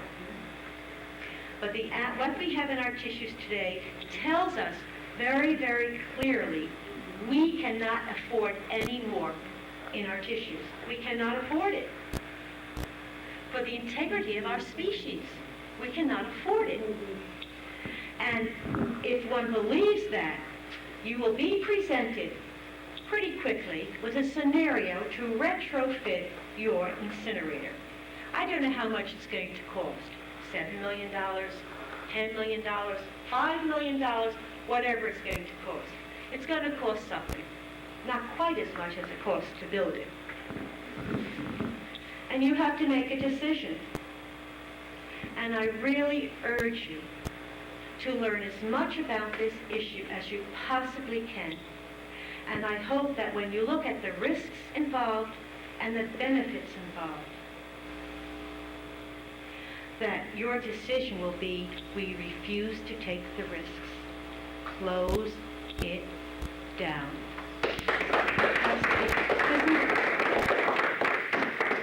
The other thing with your incinerator is your incinerator should be closed down. Should have been closed down several years ago when we were learning what ESPs did. They're waste to dioxin little boxes. So your incinerator should be closed down straight away. If people want to play the game of talking about retrofitting, fine. Get into the discussion and get into it seriously and with all earnestness. But before you enter that discussion, close it down. It's not good for man or beast. I'm going to stop here because I have a lot of different things to say, and I'll become very tangential and wander and lose everybody's attention. I missed a lot of the things I wanted to say. I'll just end up with what Dr. Barry Commoner said. Barry Commoner said, how did he say it? He said, dioxin and dioxin-like substances represent the most perilous chemical threat to the health and biological integrity of human beings and the environment. Some of the ways they do that, let me see, just so that you'll know, is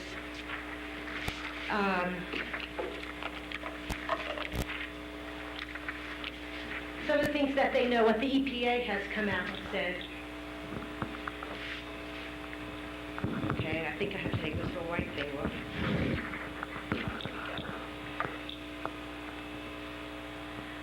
Disruption of the endocrine hormone system, which is our messenger system, our hormonal messenger system. The disruption of that system. How does it say it? Especially those related to sexual development, specifically by mimicking, interfering with, or amplifying the effects of estrogen, especially during fetal development. One at most risk is the unborn fetus. Disruption of critical stages of embryonic development, for example, of the nervous system.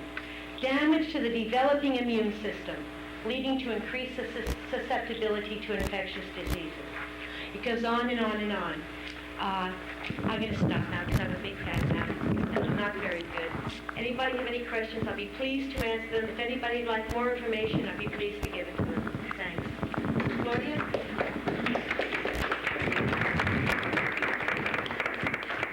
Okay, so at this point, you can either ask a question of Ellen or of Dr. Sternglass.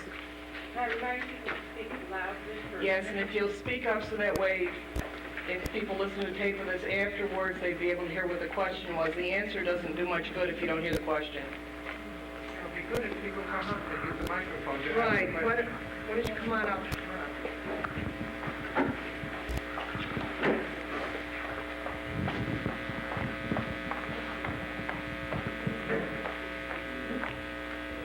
I hear you talking about the dioxins and to close the incinerators down. I did. Oh, no, I'll address this to Ellen. But I'd like to know what we propose to do about the solid waste, and where do we deposit it? In the land where it can go into the soil and into the water anyways and cause everything to be contaminated. There has to be a solution to this besides just closing the incinerators down. And I'd like to know how you can handle this. What's your name? Yes, that's the most wonderful question. That's the most wonderful question. And what do we do with the waste? That's what got us into the problems with incinerators in the first place. They said, what do we do with the waste? Do we put it into a hole in an incinerator door or a hole in the ground? That's not the answer. That's not answering what do we do with waste. So the answer is very simple. We have to learn to stop making waste. And we have to learn to use materials that we can reuse again, recycle again. Plastics are a dinosaur species. They are a hazardous waste. Mother Nature cannot handle them. When we burn them, we're poisoning ourselves. When we create them, we're poisoning ourselves. We have to be smarter. We have to all work as a community and begin to choose products that are safe, have our public purchasing procedures, county purchasing. The county doesn't recycle either. Okay, well, that's easy. You're going to have to teach them how to recycle. We'll all have to learn it. It's the only way out of the mess. Landfills pollute. There's no safe thing as a landfill. Well, Oswego County as a whole landfill recycles, but the county government themselves does not. Okay, well, you have to start doing it.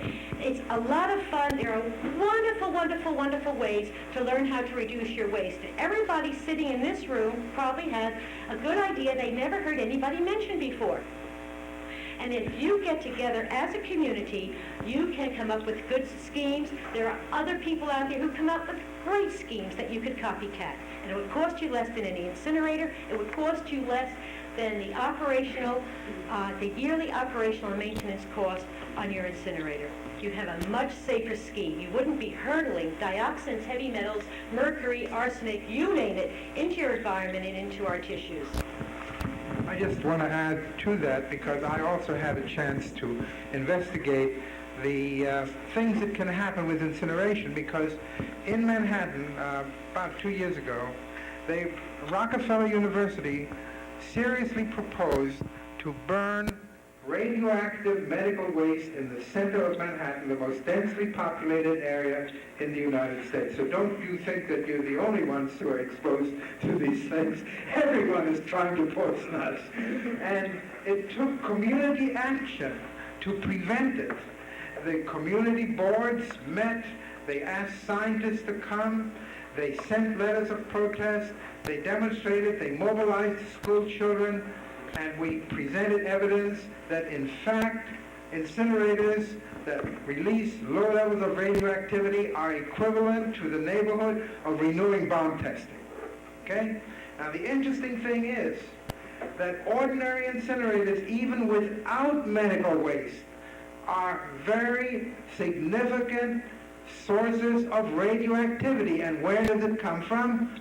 From the wood and the vegetation that's used to make the paper and the cardboard that was soaked with cesium and strontium-90 during the years of bomb testing. And an article in the Annals of the New York Academy of Sciences, published a few years ago, and I have the reference to it, done by top people in Boston at the Veterans Hospital, found, and other people have since confirmed independently, that radioactivity in the wood from New England and places like that is hundreds to thousands of times more radioactive in terms of cesium-137 relative to naturally occurring potassium-40 than, for instance, places in Southeast Asia and Australia, other places that had very little bomb testing and much less fallout than we had here in the country. So every incinerator, in addition to producing dioxins and other chemicals and aerosols and dust, also reintroduces the cesium that was locked in the trees and back into the air, and therefore that alone was enough for us to conclude that an incinerator programmed and projected for the Bronx, with the outages of filtration that they talked about and the exact amount that they proposed to release despite filtration, would emit almost as much in terms of cesium-137 from its stack as the Indian Point plant.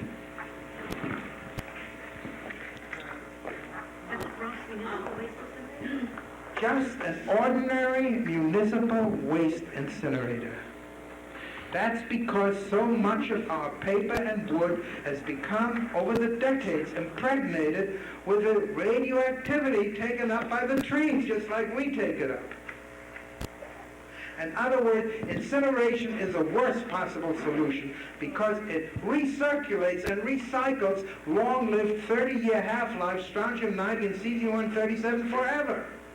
So the best thing is to reduce the waste, as she said, and to find ways to recycle human and other wastes, because in China they're doing for thousands of years, and in Shanghai they have lower infant mortality today than in New York City. They learned how to live with nature and to recycle human waste and other waste in ways that would protect the planet rather than produce things that were permanently toxic and keep getting recycled every year. We have another question here. I don't know who to really ask this question of, because I'm a nurse and I've been hearing a lot of things on like 2020 and Dateline and stuff. They're talking about how the antibiotics don't seem to work anymore, and they're blaming it on mothers, fathers that don't continue to give the children the antibiotics because they get better, and so then that's why they're not working. They're also talking about all these infectious diseases that all of a sudden are showing up again. They're saying that, oh, that's just a normal thing because it runs in cycles. But when I was listening to you talk, and also to you when you were reading off that paper, it seems maybe that a lot of this stuff has a lot to do with it more than us mothers not giving our kids their antibiotics. Absolutely. In fact, Andrei Sakharov, the great Russian scientist who helped to develop their bomb and later regretted it and became an activist against bomb testing, in 1958 wrote an article and said, if we do not stop bomb testing soon, we will reduce the immunity of an entire population and cause more bugs, viruses, and bacteria to become more virulent by accelerating their mutation rate by the radiation we generate, so that we will soon have a new wave of worldwide plagues. And we just now found out that in India we have a resurgence of pneumonic plague as we haven't seen since the beginning of this century. A repetition of cholera and salmonella in our areas, TB resurging in the cities. We have, in fact, destroyed or helping to destroy the immunity of our population. Okay, there's some other questions. Chris? I'm going to speak loudly. I don't actually have a question. I am Secretary of Staff, which is Survival for Tomorrow Observation Program. It's one of the local environmental organizations in the town of Volney. And my husband and I have been working on this incineration issue since 1988. Just so that you know, the county is now looking at retrofitting the plant. They're already talking about it. There have been memos regarding this issue. About 2 or 3 years ago, my husband and I got some information stating that Oswego County's incinerator would cost about $3 million to retrofit, and that was not a one-shot deal, that $3 million to retrofit would be $3 million additionally every year for the life of the incinerator for maintenance and upkeep, because there are different materials that have to be purchased to operate these scrubbers. Well, the county argued with us. It would only cost $750,000 to retrofit. Well, in Sunday's paper, the county has now stated it will cost $7 million to retrofit the plant, and maybe $350,000 to keep it up. Well, they've lied to us before. They're lying to us again. We've got to let the county, our legislators, know that we do not want to spend good money on this project because it is a dinosaur. The DEC, in a statement, said that they felt the Oswego County incinerator was on a list to be closed down because there was no physical space to put the scrubbers.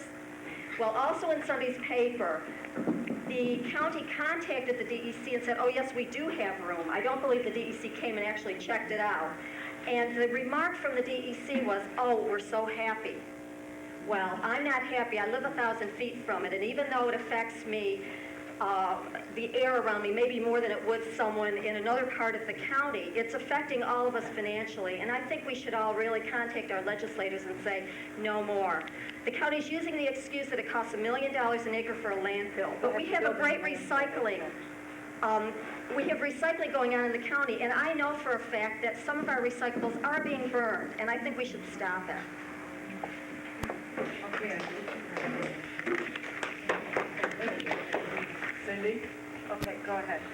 I'd like to just say one thing. I inventoried over 280 communities that have said no to municipal waste incinerator proposals. They said no. They used a very simple risk assessment. They said, how do they put it?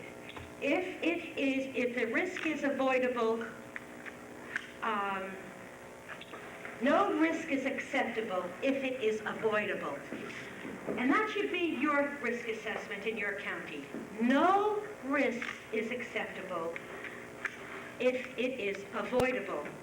And your incinerator, you do not have to burn what goes into your incinerator. You're probably burning, and I think it would be good, Claudia, if you could get the calculations to try to get a waste characterization idea of what I assume your county's burning well over half of commercial industrial waste.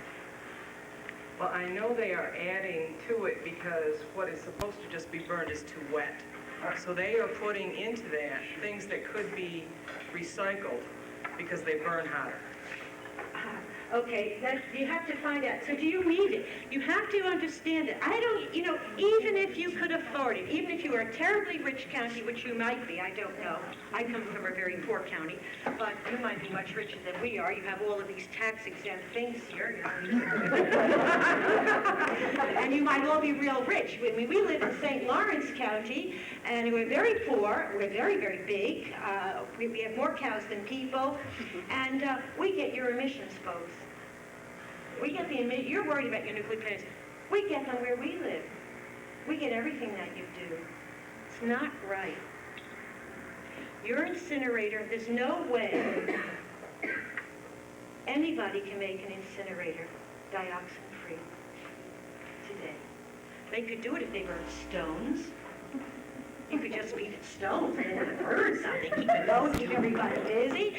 Just to get recycling the stones. Put it in one way, you wouldn't have to deal with ash, like keep everybody in their jobs. I mean, I would appreciate that. You wouldn't even have to retrofit it. And keep everybody busy and then get off the job of reducing your waste stream. The only way you can reduce your waste stream is by education. Constant. Everybody learning together. It's exciting. It's tragic because we didn't learn it growing up, but there's a terrific excitement and community spirit about it. Your incinerator is only going to give you heartache and cancer. Just quickly comment on what you said. I agree with her 100%. And with that, I believe in waste reduction 100%. And two comments I would like to make. Bring your own mug and duplex your copies. Might seem little, makes a big difference.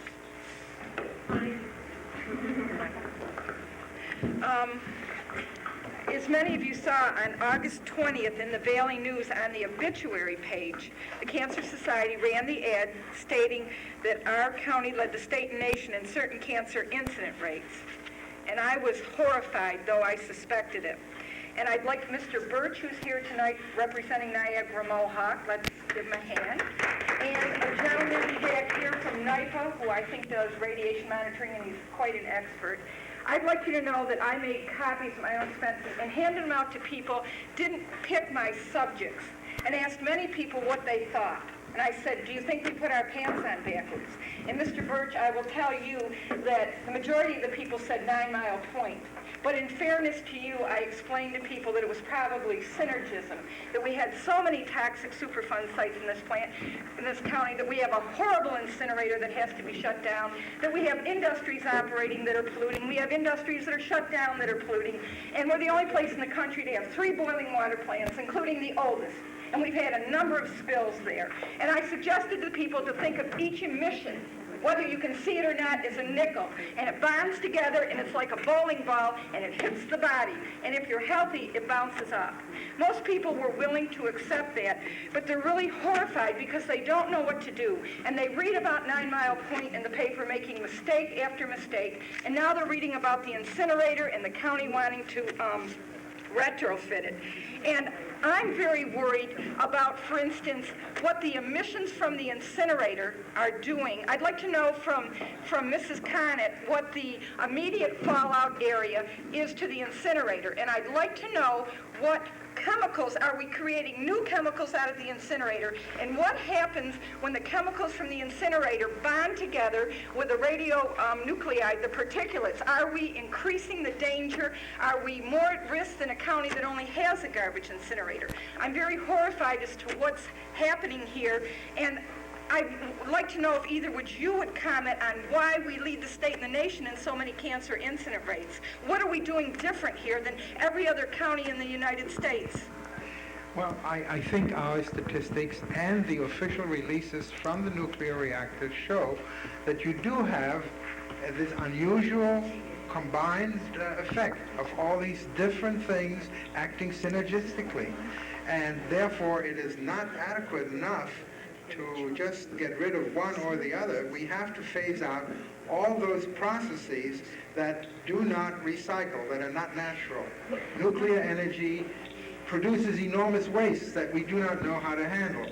And we have to find new ways, and that is hopeful now happening because, for instance, just a few days ago, the Shell Oil Company published an article saying that the advances in renewable energy, that is sources like the sun and the wind and the ocean and so on, especially the formation of hydrogen from water by using sunshine, other things, are likely to overtake all nuclear and fossil generation by the year 2030 to 2050. So we're moving in that direction, and we have to push our governments, now that the Cold War is over and there's no further justification for producing plutonium and keeping on with the cover-up about what we did in the past, to get away from that issue and change our production of wastes of all types. I'll just go through some of the things that the EPA has, they want to continue, they want your county to retrofit your incinerator. They want you to do it. They want your county to spend county money to do this. Absolutely. But here are some of the things that Cindy had asked. There is not one published study on the health effects of a municipal solid waste incinerator on the host community. There is not one published study, health study, not one. Yet, the Department of Health will tell you it is safe. The EPA tells you it's safe. Everybody tells you it's safe. You ask them for the data. They don't have to give you data because they know. What's the immediate fallout area? The zone that's in most trouble. Is there any? Well, it's always very, very difficult because you have to go with the height of the stack, the topography, the seasonal rain, wind patterns, and da-da-da. But I guess within the first 2 miles, is very critical. First 5 miles is critical, and 50 miles for agriculture.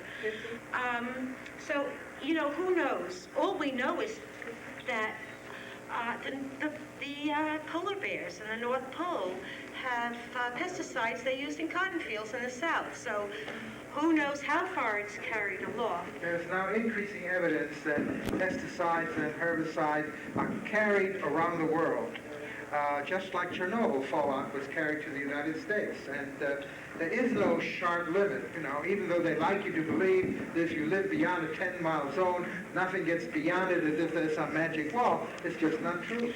And one other thing is when you realize if you have to find out, you're going to get into a discussion on the retrofit. Please remember, there's not one published health study on any municipal solid waste incinerator community in the United States. And that comes from I have the information on who said that. Assistant Surgeon General of the United States, Barry Johnson. He said that at the beginning of the year. Not one published health study.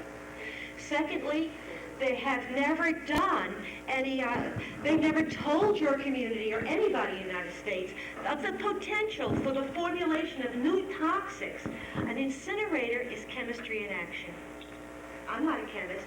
We burn every single thing that industry makes, and we put it in one little burner, and we cook it all up, and we try to do this and that with it, and the things come out the top. It's going to be a biochemical miracle or a chemical miracle if new toxics are informed. Nobody has a clue about it because we don't know.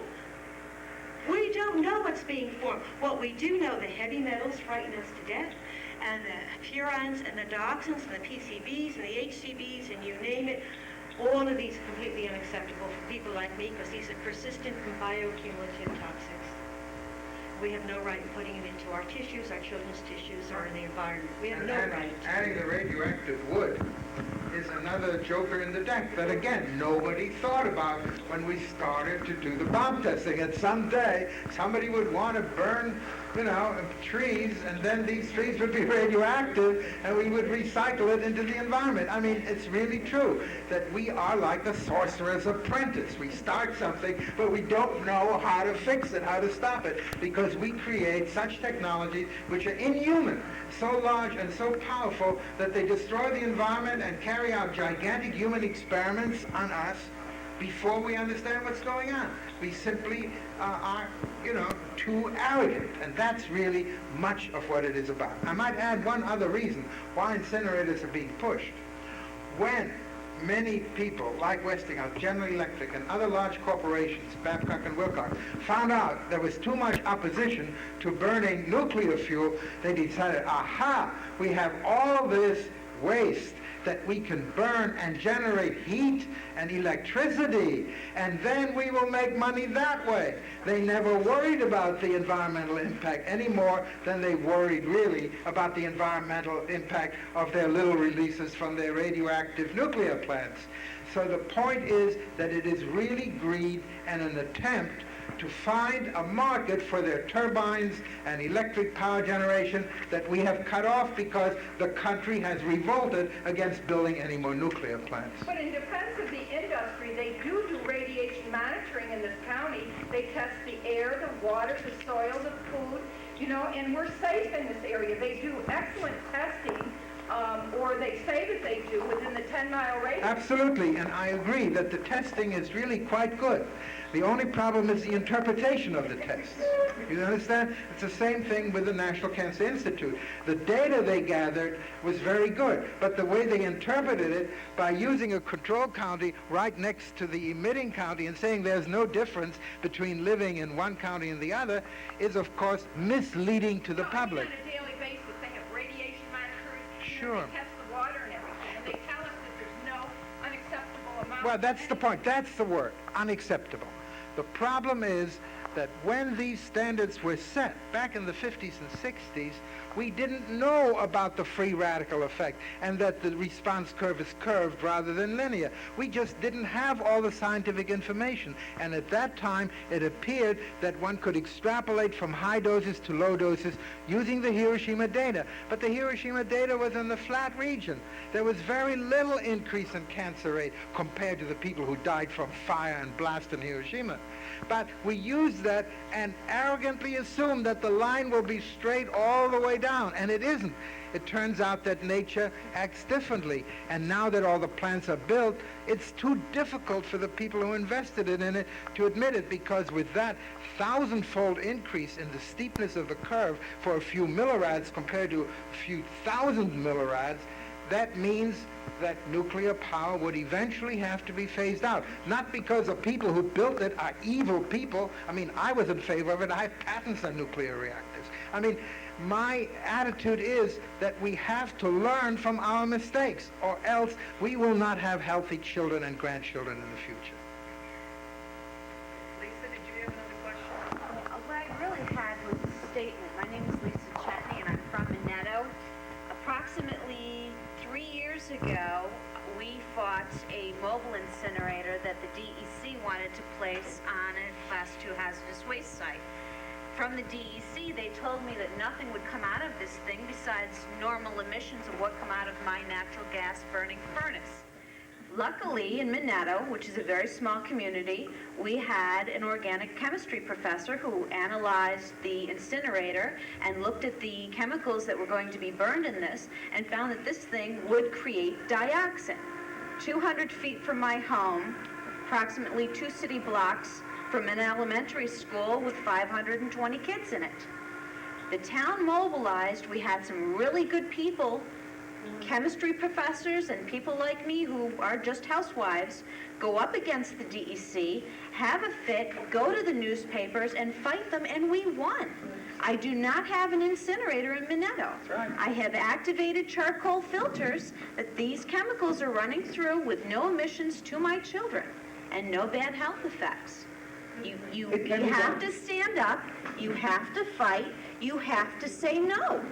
we will not accept. And the DEC will lie to you. Because it is more cost effective for this county to burn it than for some people not to get such big paychecks and find a better way to take care of it. Because they swore to us up and down. This wonderful little incinerator was going to take care of all these chemicals at Columbia Mills. Yeah, it was going to take it out of the ground, throw it up into the air, and make it worse. All right. You have to fight. University also gave up and withdrew its application to build the incinerator, so it can be done. Linda? Dr. Sternblatt, I've seen you a number of times. I'm very glad that you're here tonight. You're one of my favorite people. Okay. Fair enough. Thank you. My name is Linda Downing. I worked as a research assistant at Oswego, SUNY Oswego, in which I did a monitoring plan, and I critiqued the DOH study of the monitoring around the facilities. It's a very poor and inadequate survey that they do. For example, the soil, to ensure us that our soil isn't contaminated, they sample along the lake shore. Anyone who's ever lived along the lake shore knows that the longshore drift carries those particles right up through.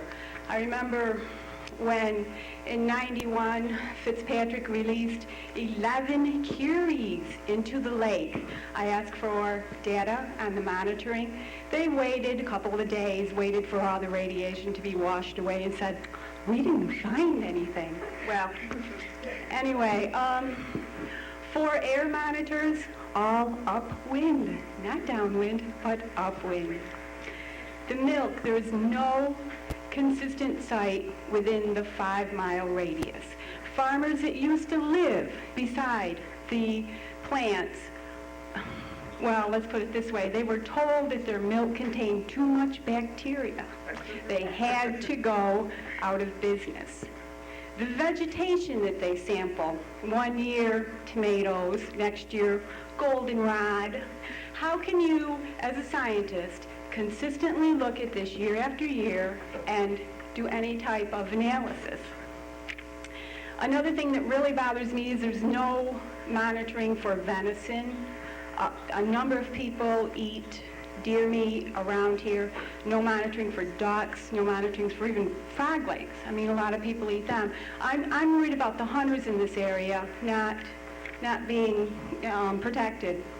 Another good one is the fish. You know, you can always count on the fish for strontium in the bones or whatever. Well, what they do is they sample the fish in the Oswego River. I wonder if they swim back and forth at all from here to there.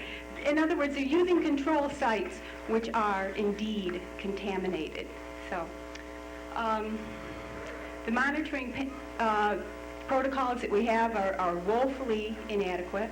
We definitely need a better monitoring plan, especially because now we're going to interim storage at the nuclear plants. All the waste is now stored on site. We needed a baseline study before the nuclear plants ever came in here to see what our background levels of radiation were. And we need it even more now because not only do we have 3 operating nuclear plants with 3 high-level dumps, and now we're storing all the low-level waste on site too. We need a better monitoring plan than what we've got. Well, I have I absolutely agree with you. I'm only saying that whatever the monitoring results are, even the best monitoring, as long as the radiation standards are allowed to exist that were based on Hiroshima and our X-ray experience, will not be adequate to really tell you what the health effects will be. The low dose data cannot be extrapolated from the high doses, and therefore, if you have the most perfect monitoring, which is important to have, you will still get the wrong estimate as to what the health effects will be because they base it on the early data, on the flat part of the Hiroshima curve, and on the high short exposures of medical and therapeutic X-rays and animal studies of a few animals given high doses.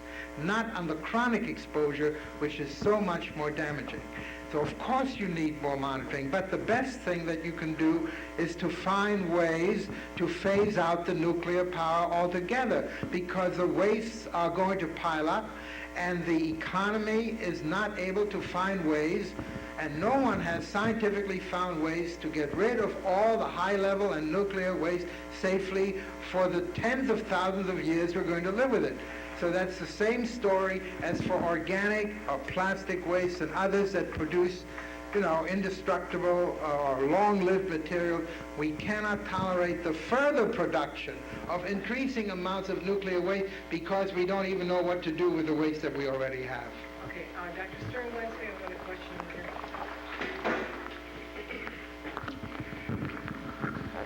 I just want to say I think Ellen made one of the most important points of the evening, and that is that this isn't yet a real science, it's a political science. And what she means by that, I think, is that the politicians really control what happens to us, and we need to be conscious of that and make sure that we get politicians in there that are going to represent us and our needs and not corporate needs and industrial needs and whatnot. A case in point here is back in 1990, Earth Day. The majority of the Volney Town Board picketed the incinerator. You may have heard about the picket, but you didn't hear that the Volney Town Board was picketing. All you heard was that there was a picket at the incinerator. Now, I don't know if there's a conspiracy going on, but it seems like there's an awful lot of control of things in this county in regards to some of these newspaper articles and other things that we, sources that we get our information. And I'm not accusing the press of anything here tonight, but it makes you wonder why that didn't get reported. That should have been headline news. And I'll guarantee you, if that incinerator is operating Earth Day of 1995, you're going to see the Volney Town Board there again.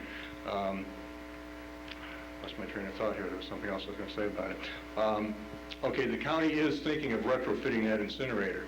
And I think we need to put some pressure on the legislators, because they're the only ones that are going to make a difference in this as far as closing that incinerator down and finally owing up to the fact that this is a dinosaur and it is polluting our area and it is not financially feasible, let alone fiscally, than it is environmentally. It's not feasible.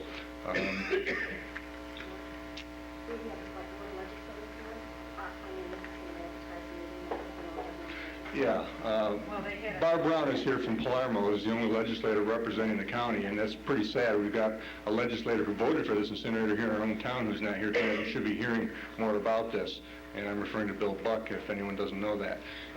There were several legislators that told me that they had already had a conflicting meeting when this was set up, and they do want the information that we were going to be getting from Dr. Sternglass and from Ellen Conant about this issue. So I'm very hopeful that there are a number of people that had a conflict tonight, but they are concerned about what's going on in the county, and we'll look into it when they have the information. You have a good protocol here for shutting down incinerators.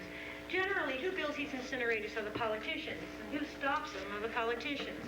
The EPA and the DEC, they don't shut these things down. The Department of Health, they don't shut them down. These incinerators can spew out anything at once. Cuba, New York, an incinerator ran for 9 years with no pollution control devices, none. It was surrounded by 150 dairy farms, and the steam was supplied to a cheese company. I can't recall the name of the cheese. Which one? Cuba cheese. Cuba cheese, and I think they just changed that. Anyway, deplorable situation. The Department of Health did really miserably poor science on studying the effects of those emissions in the area. And who shut it down? The people, the citizens, demanded it be shut down, and they kept on to their legislators until the legislators shut it down. The incinerator is now down. Another example is in Albany. That was a political sweetheart deal. The incinerator worked for about 11 years, 10 years, 1983 to 1993. About 10, 11 years. I don't even think that long. The long ESP incinerator, just like yours. And who shut it down? The people who built it, the politicians. So Department of Health didn't shut it down, and the DEC didn't shut it down. So it's up to you to do your job and to recruit your friends, family, and neighbors, and beg your legislators to turn this thing around. Well, you know, there's an election coming up, and I think it's important to ask and put pressure on those who want to run for office, also in Congress, because air pollution control and water pollution is being decided to a large degree by, congressional action as well, and we need to do that. Well, and also, with being a local politician myself, I know that there are always more issues than there are days in the week. And if you contact your legislators and tell them that this is something that you would like for them to have as a priority, looking into this issue with the incinerator and getting more background so they don't have to trust someone else's research, that will make a difference. The old adage of the squeaky wheel gets the grease is very accurate when it comes to politicians, because if you've got 10 issues out there that all merit your time, but 2 of them have a lot of people calling you on the phone, you don't want to sound stupid when they call. So you're going to look into that more than you do the other 8 that nobody's real worried about, and hopefully before anybody gets fired up on that, a couple of these other issues will be resolved. So please, if you're concerned, let your legislators know you're concerned, because they have enough things to fill up their day without this issue, but if you make this important to them, they'll look into it. Incidentally, there is a sort of an indirect study that was done by the New York State Health Department on Long Island that does relate to contributing to air pollution. They found when the women asked for a health study on Long Island, they started looking at small areas, and they found that in the neighborhood of nearly all the chemical and other kinds of plants that had smokestacks of any kind, there was an increased rate of breast cancer the closer you lived to the plant, within 3/4 of a mile. And that is now published by the New York State Health Department, which means that anything that pollutes the air will increase breast cancer. Not necessarily because that's substances, but because it will trap radioactive gases from distant reactors, bring it down in your neighborhood, get into your vegetables, into your water, and so there is evidence that merely adding more pollution to the air will increase breast cancer. The lady in the back? I think you can hear me from here. I just have a question. It's probably irrelevant to what you were just saying, but I don't mean to get off on a bunny trail. But if there's anyone here who knows about the latest spill, of the chlorine, the 450 gallons into Oswego River, what is that going to do to us? And does anyone know how that contributes to our environment? Or are we going to consume this in our bodies? Lake Ontario. It's in Lake Ontario. That was from the Lake Ontario. Well, it was from the nuclear plants. They always have incidents. They change their what they do, you have to understand that they much rather admit dumping ordinary chlorine than a lot of radioactivity. And they'll make a lot of fuss about accidents and human error in measuring the chemical properties, but they'll never admit to human error or an accident with regard to radioactivity.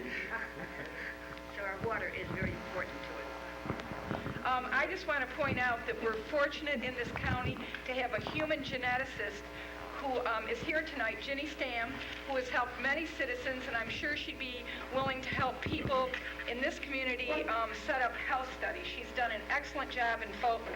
And the other thing I want to tell you is I don't think things are reported very accurately in the local newspapers. They don't even ask the right questions. In fact, I feel like some of our local newspapers ought to go down and work for the nuclear plants as PR agents. Sometimes they do get hired, by the way, when they do a good job. And I want to tell you that on supposedly August 1st, there was a story in the paper in the Herald Journal and Post-Standard around August 20th saying that the Fitzpatrick nuclear plant, 3 fuel rods started leaking on August 1st. Well, I don't know if you know how serious this is, but I want to say on the record now, I have a deep throat in the plant, and he started giving me questions to ask the NRC, and I was astounded what I really found out. It probably happened July 4th, so I hope you all had a good day. And what they have is that at the GE reactors, 9 Mile 1 is the oldest in the country. They have a one-loop system. So you're cooling your turbine, all your waters run together, and the fuel rods have been known for years on GE reactors, the cladding to fall apart. So you've got uranium running into the cooling water and the turbine water. Now, not only do they have emission stacks, those tall, skinny stacks in the front of the building, and if you go to the visitors or energy center and look at that overview, they have every building labeled except the emission stack in the front of those buildings, and they should be labeled. Now, what's interesting is that and having the benefit of information coming from the inside, you might like to know that they have a vent on the reactor building roof and on the turbine building roof. And they do direct venting to the air, and they do very little monitoring, like iodine doesn't count. So I asked the NRC what the sampler was reading, and now I assumed that it happened on August 1st when I talked to them, and they said 14 to 16 millirem per hour. And when I called them around the 20th of August, I said, what is it reading now? And they said 20 to 22. But on the first, they had gone to 75% power, so that's actually about 150% increase in millirem exposure. No big deal. They said that some of the gases were reading a 600% increase. And I will tell you that my monitor has been picking it up. And what I am telling you is that we need to politically count here, because our elected officials in Albany are not helping us. Yesterday, near the Indian Point nuclear plant, which is also owned by NYPA, that owns Fitzpatrick, they had a public hearing. And S. David Freeman, who's the new president, showed up, and he was grilled. And I want you to know that that hearing was originally supposed to look at Fitzpatrick and Indian Point 3 and the economics and safety. And it was cut off. And they were told that there would be no hearing looking into Fitzpatrick or the problems or the safety problems. We were cut off, and they moved the hearing down to White Plains. Now, I wrote a letter to S. David Freeman on September 12th, my birthday, when I was absolutely horrified at what I found out, asking him to immediately shut this plant down. They are going to continue to, the exposure is going to continue to get worse to us as the fuel rods continue to leak more. No, they plan on shutting it down November 30th when their scheduled outages. They are going to do this to us now for an additional 2 months, and we have to say no. They responded to the people in Indian Point because their elected officials were behind them. We do not have that here. This happened last spring where they were going to look into both plants, and we were cut off effectively. And we have to stop this nonsense. I live in Fulton, and I have a radiation monitor. And yes, believe it or not, I live beyond the 10 miles, and my God, radiation comes into Fulton, New York. And I pick it up on my monitor. And I am still very worried about what is happening from the releases from the plant when they hit the releases from that incinerator. I am very afraid of synergistically what it's doing to us, and I'm wondering, if it isn't a dual problem and we have to be equally involved. It is more difficult to shut down the local nuclear plant because it's, the government's plant, but 9 Mile 1 is getting very old, and they're going to make a decision in November whether it's going to run again or not. And we can say no more. It's the oldest Mark I in the country. You might like to know that its twin sister in Oyster Creek, the people just filed a 2.206 petition saying no to the NRC, and they are twin sisters. December 1st, 1969, they went online. We don't need to live with these experiments anymore. We can get the state-run plant shut down. 9 Mile 2, Niagara Mohawk will admit that they want out of the business. They can't afford it, but they didn't listen to people in the 80s when it was being built. So I don't want people to feel powerless, because I think if we can get the information out through ourselves and forget the local media, which is not taking information and looking into 600% increases, the only way we're going to accomplish it is through networking. On the incinerator, the landfills, Columbia Mills, every single problem, we have to start our own little newspaper and network out and stick together. Anybody else? Yeah, I was just going to say, you talk about asking the government to do health studies. I think that if a lot of us got together, we could do our own health study. There's a section of the Raleigh Road, which is a road not too far from here. And there's 4 houses in a row. And every one of the wives, mothers, whatever, in those 4 houses are all dead. And they're dead from breast cancer. And it's the same very rare form that killed every one of those ladies. Right now, I have an aunt who's in the hospital. She's dying of cancer. It started in her intestines. It's in her liver. You know, I mean, we don't need the government to do it. All we need to do is to get together and talk, because everybody knows somebody. That's what Dr. Gould and I did. We were not trained epidemiologists to begin with. I was a physicist, he was a statistician, economist. But we learned what it takes to do this, and we got help from other individuals who were not trained either. And yet we found the flaws in the NCI study just by opening the book and using your common sense, how they picked the control counties, and then publicize it at every meeting, newsletters, computer mail, email, use everything in your community, and then go ahead and ask people to vote against people who want to continue the operation of these toxic facilities. I just was going to make a comment that I was first diagnosed with cancer myself when I was 29. I had 3 relapses. My sister was diagnosed with breast cancer when she was 36. And my 12-year-old son was just diagnosed with an eye tumor. So that's all in one family. And there wasn't a long history of family or generations of people dying of breast cancer. No. The same thing happened in Utah to the downwinders and the downwinders in Hanford. And now you realize that we're all downwinders on one of the most gigantic and inhuman experiments that was carried out in order to carry the fiction that nuclear weapons can be built, used, and tested all the time. That is what we are victims of. And therefore, the time has come to rise up. The way the women ended bomb testing is by protesting around the White House with their baby carriages, okay? I mean, it comes to the point where the women would have to say, no more. The evidence is all there. I'm leaving copies of my papers, and you should have a set here that can be reproduced and sent around from everybody. Leave it with the township. And then you can get this material and see and make sure that the media cover it. Now, some media will. I did have a television interview where I talked about all this today, and I had a radio interview, and it can be done. Bring more people like me here. You can get some media coverage, you understand? But it takes initiative like, Cindy begging and cajoling me to come up here. Well, it just takes effort. You understand what I mean? People are busy. They have other things to do than, exposing themselves to all kinds of things. But as a matter of fact, this is what is necessary for the public, because Einstein said, the nuclear age, the answers have to be decided in the village square, and this is it. Yeah.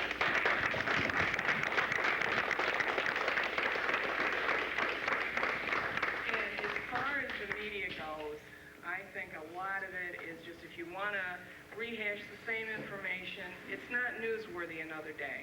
That's why if people are looking into things, if they're doing studies, if they're getting involved, then you are a story. And there are a lot of people on a lot of different issues that all want to have their moment in the sun. So they want to be in the newspaper.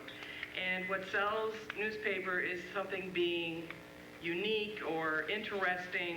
If it's the same old stuff, it's going to sit on the shelf and they're not going to make any money selling the paper. So you've got to make an issue you care about be interesting. And research will do it. Right, and research, and if there is health studies and things like that being done, and then information about these health studies being released, then it makes something that you care about newsworthy. So I hope that we can maybe get something coordinated. I'm sure Howard would be interested in bringing up that with our board. Maybe we could get something started in Volney and then kind of give a prototype to some of the other towns if they want to participate also. I just want to ask Ernest and Ellen, should we ask the Department of Health to do studies for us? What you can do is you can get data from the department and look at it yourself. But should we ask them to look at our communities? Should we let them look at our communities? Should we let them do health studies? Well, I'll tell you, this is what happened in Long Island. The Long Island women wanted health studies. So finally, the health department gave in and used their census tract information, interviewed women, and published the information. Now then, they looked at it, but at least the data is there. If you get the data, then you can look at it and say, hey, they didn't tell us that the closer you get to Fitzpatrick, the more breast cancers there are. You understand? They won't take the politically hot position of saying what they find. But if you can force them to give you the census tract data on breast cancer incident, the way they did on Long Island, or the number of babies born underweight in every census district, and force them to do that through your legislators, you understand? And then you look at the data, or get people like me and other people here at the college to tell you, well, this is a statistically significant increase, and then you have a new study that will bolster your case. Yes, I would say ask the department to gather data for you, but don't count on them to identify any particular agent or nuclear plant to do it. In Long Island, they found the smokestacks from different plants. That's nice because everybody, believes that air pollution produces fat. But they have no answer. They did not say anything about the synergistic interaction between the releases from the smokestack and the radioactive gases. Nor, when they did the studies on Long Island around all the way through Suffolk County, did they notice that the closer you get to Brookhaven, the more breast cancers there are. See, we had to bring it out. It takes independent people who are not dependent on government salaries or government contracts, people who retired like me and retired like Dr. Gould, who are committed to try to bring out the truth. And if you don't do it, they won't do it for you because their primary purpose is to protect the interest of industry. That's the sad part.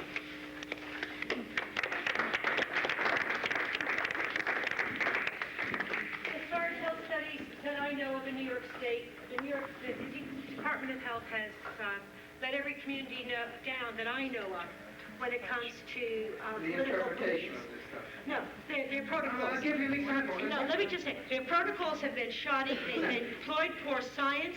It is absolutely shocking, and that we pay their pensions.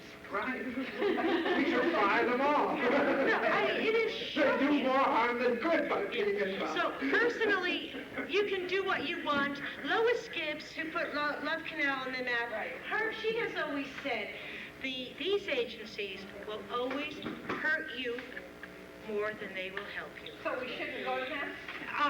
That's what she has said. And you can call up her group, which is the Citizens Clearinghouse on Hazardous Waste down in Arlington, Virginia. I have their number, maybe someone else here does too, and they will give you a little packet. But you have to do what you think is best. As far as I know, at the moment, as soon as the DEC doesn't want incinerators built in this state, their protocols will become very, very good for health risk studies. At the moment, what their protocols tell us is they want to build them. Doctor, can I just add, in essence, what you're saying, more health studies won't bring any more to light right now, other than the fact that we as citizens can take the data from even the New York State Cancer Registry, am I right? Sure. That together will produce the data that any health study would produce. That's right. We cannot depend upon government bureaucrats to identify a particular chemical or industry, because that is, in the day of budget crunch, when you don't want industry to move out and lose your tax base, the state has a real interest in protecting their nuclear plant and protecting their industry, which they need for their taxes. I mean, that's the tragedy. And therefore, we cannot count on them. But you can try and get environmental groups. I'll tell you one thing. It just occurred to me. The organization of which I've just been appointed to the board of directors is the Cancer Prevention Coalition, headed by Dr. Samuel Epstein at the University of Illinois in Chicago. At the medical school, he's an MD and PhD, and has been in the prime forefront of bringing out how the National Cancer Institute only wants to work on cures, not on prevention. And now we have about 60 experts in epidemiology and other things on this group, together with millions of people in environmental action who have joined together to form, and just opened an office in Chicago, and it would be a good idea if we could work with local groups that are willing to do studies, and we would find and help the experts to interpret it and publicize it at medical conventions, at the AAAS meetings, everywhere we can go, whenever, which we just did in Pasadena, Dr. Gould and I in San Diego. And for instance, a new group that is very much on our side are the naturopathic physicians who are licensed in 10 states now, who believe that diet and vitamins and other things can prevent a lot of diseases. And they are obviously right, because the physical basis for the effect of low-level radiation are the free radicals, which you can fight with vitamin E and C. And I want to leave you with another piece of hope. If you drink distilled water, don't drink the local water, and drink bottled water that is chemically purified, you can help your health. You can take extra vitamin E and C. While you're doing the fighting, you can do lots of things to help your health. You understand? We now know that free radicals can be fought by free radical scavengers. Read up about it. And then we can use people like those physicians who are environmentally oriented, who are really practicing environmental medicine, you see, preventive medicine. They are really interested in this whole area. They are mostly young people. It's a new profession that's growing. It's a new age that's bringing out the understanding that we have been creating a lot of our own problems, and that no matter how many drugs we develop, we have not succeeded in producing a cure for cancer. And we are much better off concentrating on prevention. And to get it moving is to do studies, to educate them, to circulate them, to use computers, and use all the expertise in this coalition, you know, the Cancer Prevention Coalition, to try to get the help that you need to carry out your local studies.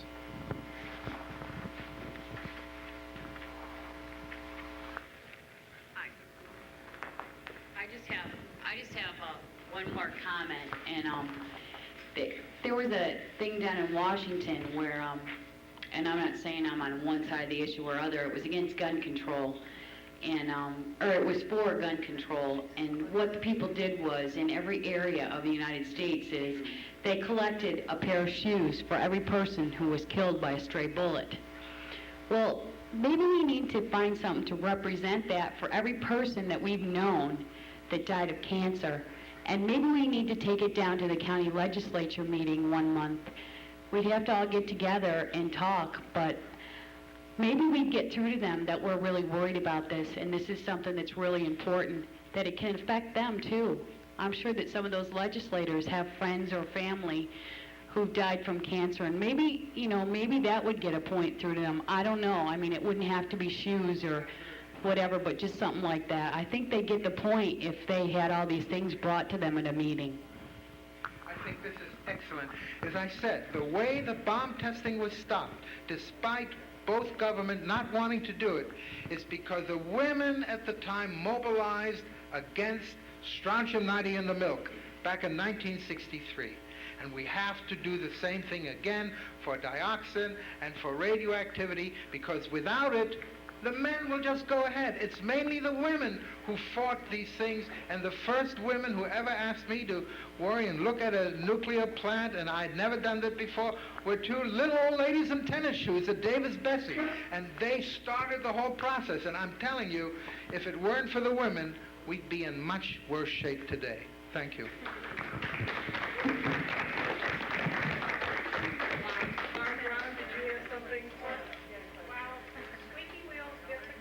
If anybody was in Pulaski on August 11th and watched the politics of getting the 800 trunking line through, 17 fire engines and a few firemen that showed up from every company changed a 50-50 vote to 100%. So bring your shoes. Bring a pair of shoes for everybody you've lost. Put their names on them. Come to the meeting and ask for a study. I've got a pair of size 13s for one of my uncles, a pair of size 8s for my mom, probably a pair of size 10s from Melvin Bloomer. Then there's Henry Podrowski. I can get a pair from him. I can go on down the road and get a pair of shoes, probably from all of their widows. the only way. People mobilize. Sometimes what this seems to turn into is, do you care about your health or do you care about jobs? And I really think that this is getting too extreme. I think that you need to look at mitigation and what things can we do to make this a place that we can have both industry and good health. I believe that both can exist if the right types of measures are taken by industry and if people sensibly look at an issue, not just, well, we're going to close down everything in the area, then you have no jobs, that's silly. But if you just don't worry about any problems, hey, business people like to make a profit, and if it's cheaper to do it one way, well, that's the way it could get done unless they're reminded about that it could be done in a better way. Absolutely. It would be a mistake to say we must stop to produce all plastics overnight. That's not necessary, because the people in Binghamton and down there where breast cancers and other cancers are going down, and in many parts of the country that have no nuclear reactors, and very few incinerators, in Dakotas and Montana and Wyoming, death rates are coming down. Infant mortality is as good as anywhere in the world, in many places, and they have industry. So the point is that the principal new environmental factor that Dr. Epstein now acknowledged, and he worked against pure chemicals all his life, he said, we did not pay enough attention to fission products.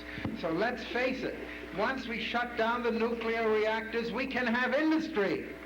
It's just that the nuclear power lobby is so incredibly important and influential because it has always represented national defense and national interest. And it was so enormous in its influence, it tried to make cigarettes, it tried to make DDT, it tried to make the women's own health habits responsible for all the cancers. And that has got to come to an end now that the Cold War has ended. We really have to face up to the fact that the evidence I'm leaving with you and have already given out to many people is just so overwhelming. The NCI's own study, the data show it. They just didn't tell you the truth about what the data meant.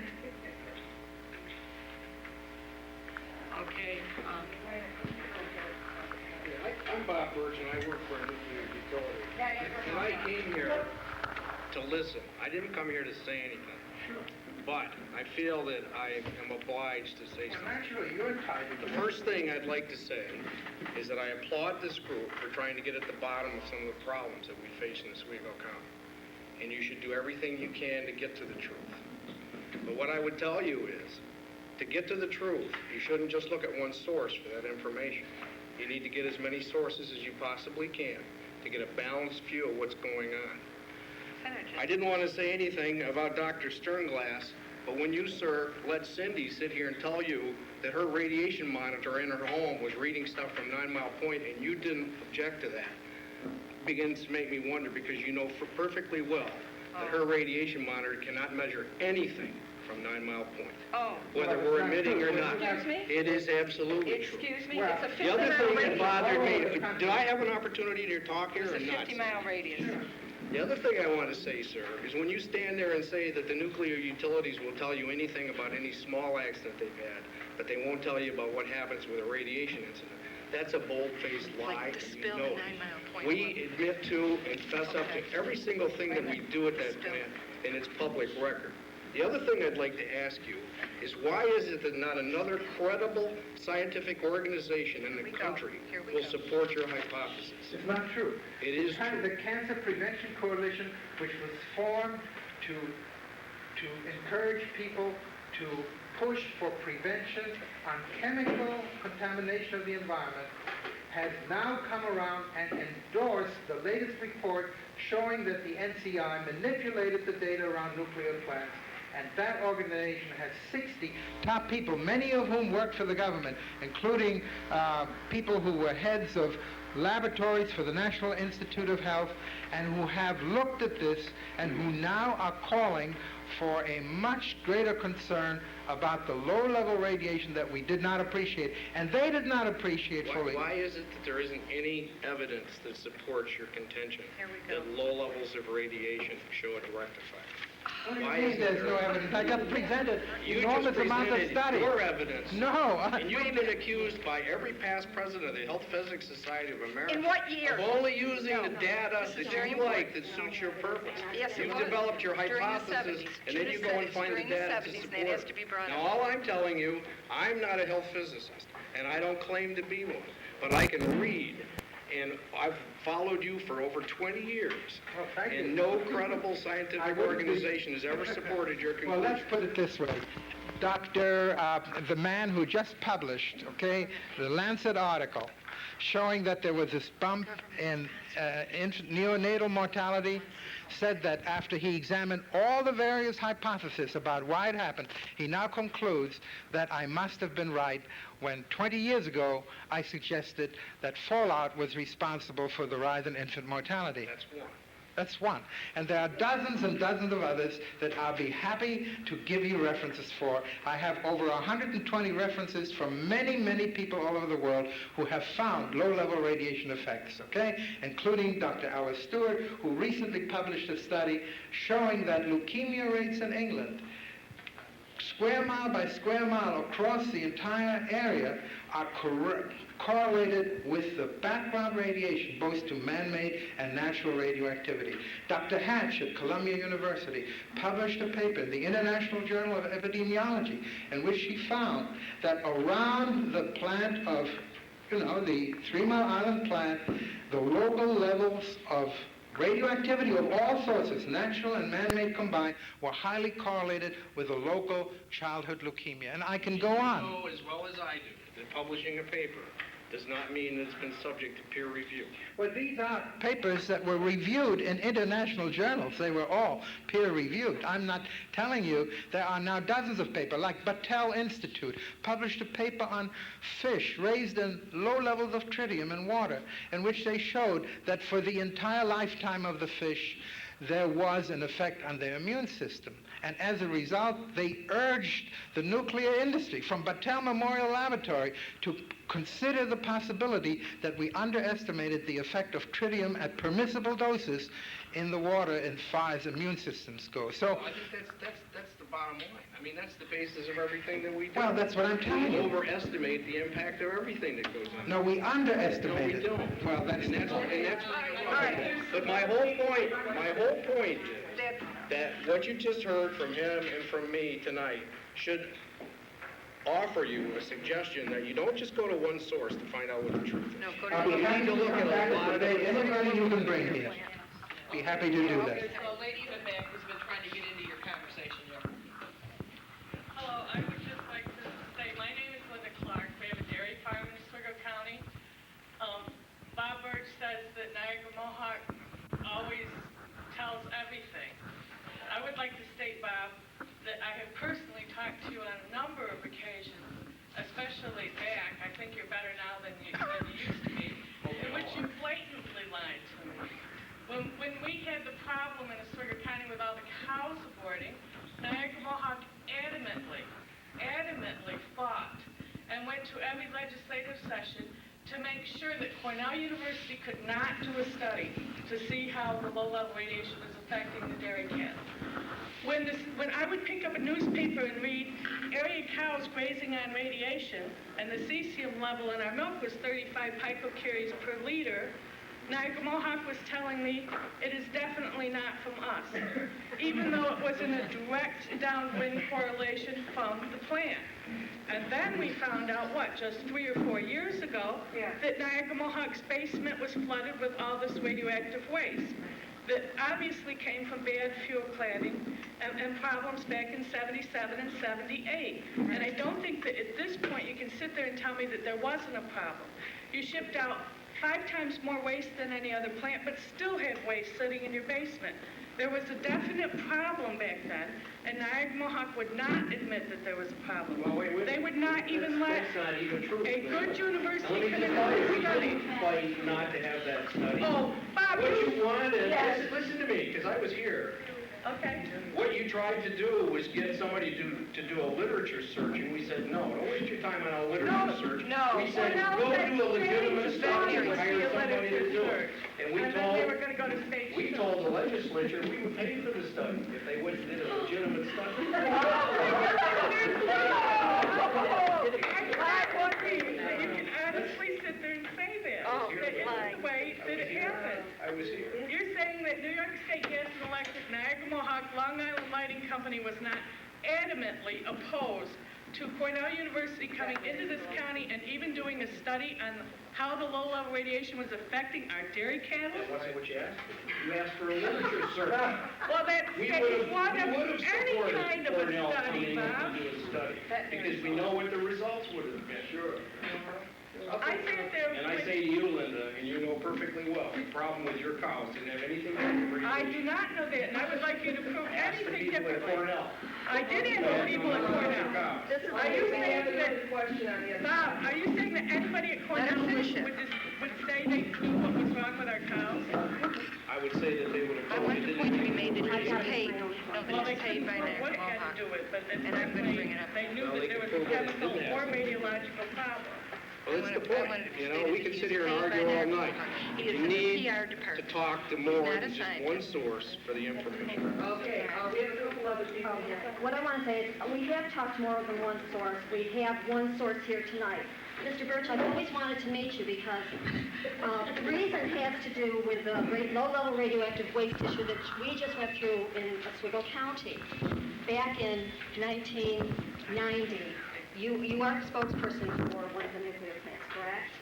You were quoted in the paper when we were arguing the issue of not allowing low-level radioactive waste to be buried in our sanitary landfill. You went on record stating that the plant would never consider doing that because of public perception.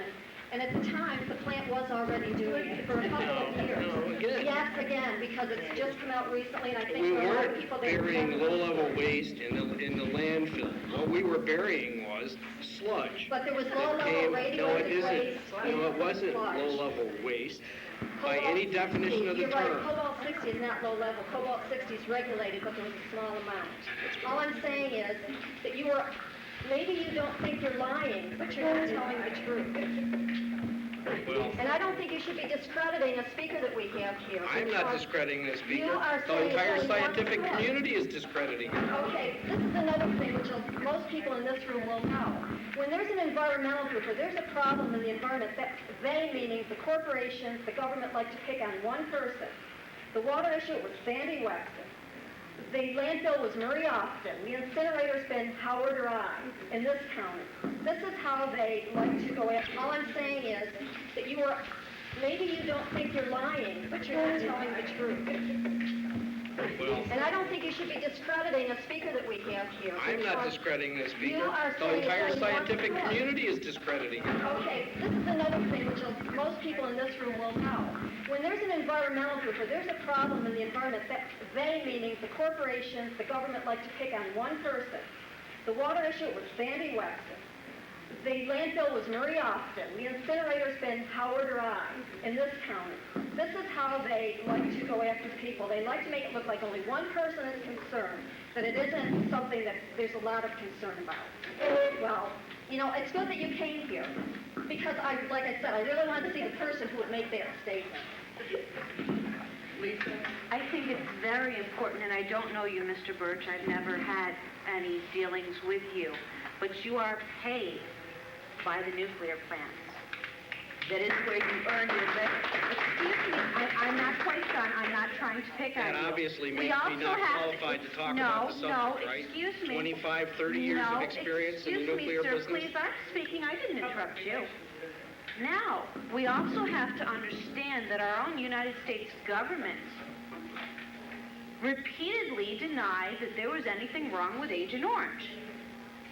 My father's in his grave at 48 because he fought for this country in Vietnam and ran a bulldozer to knock over the stuff that Agent Orange had been dropped all over. Well, I was there too.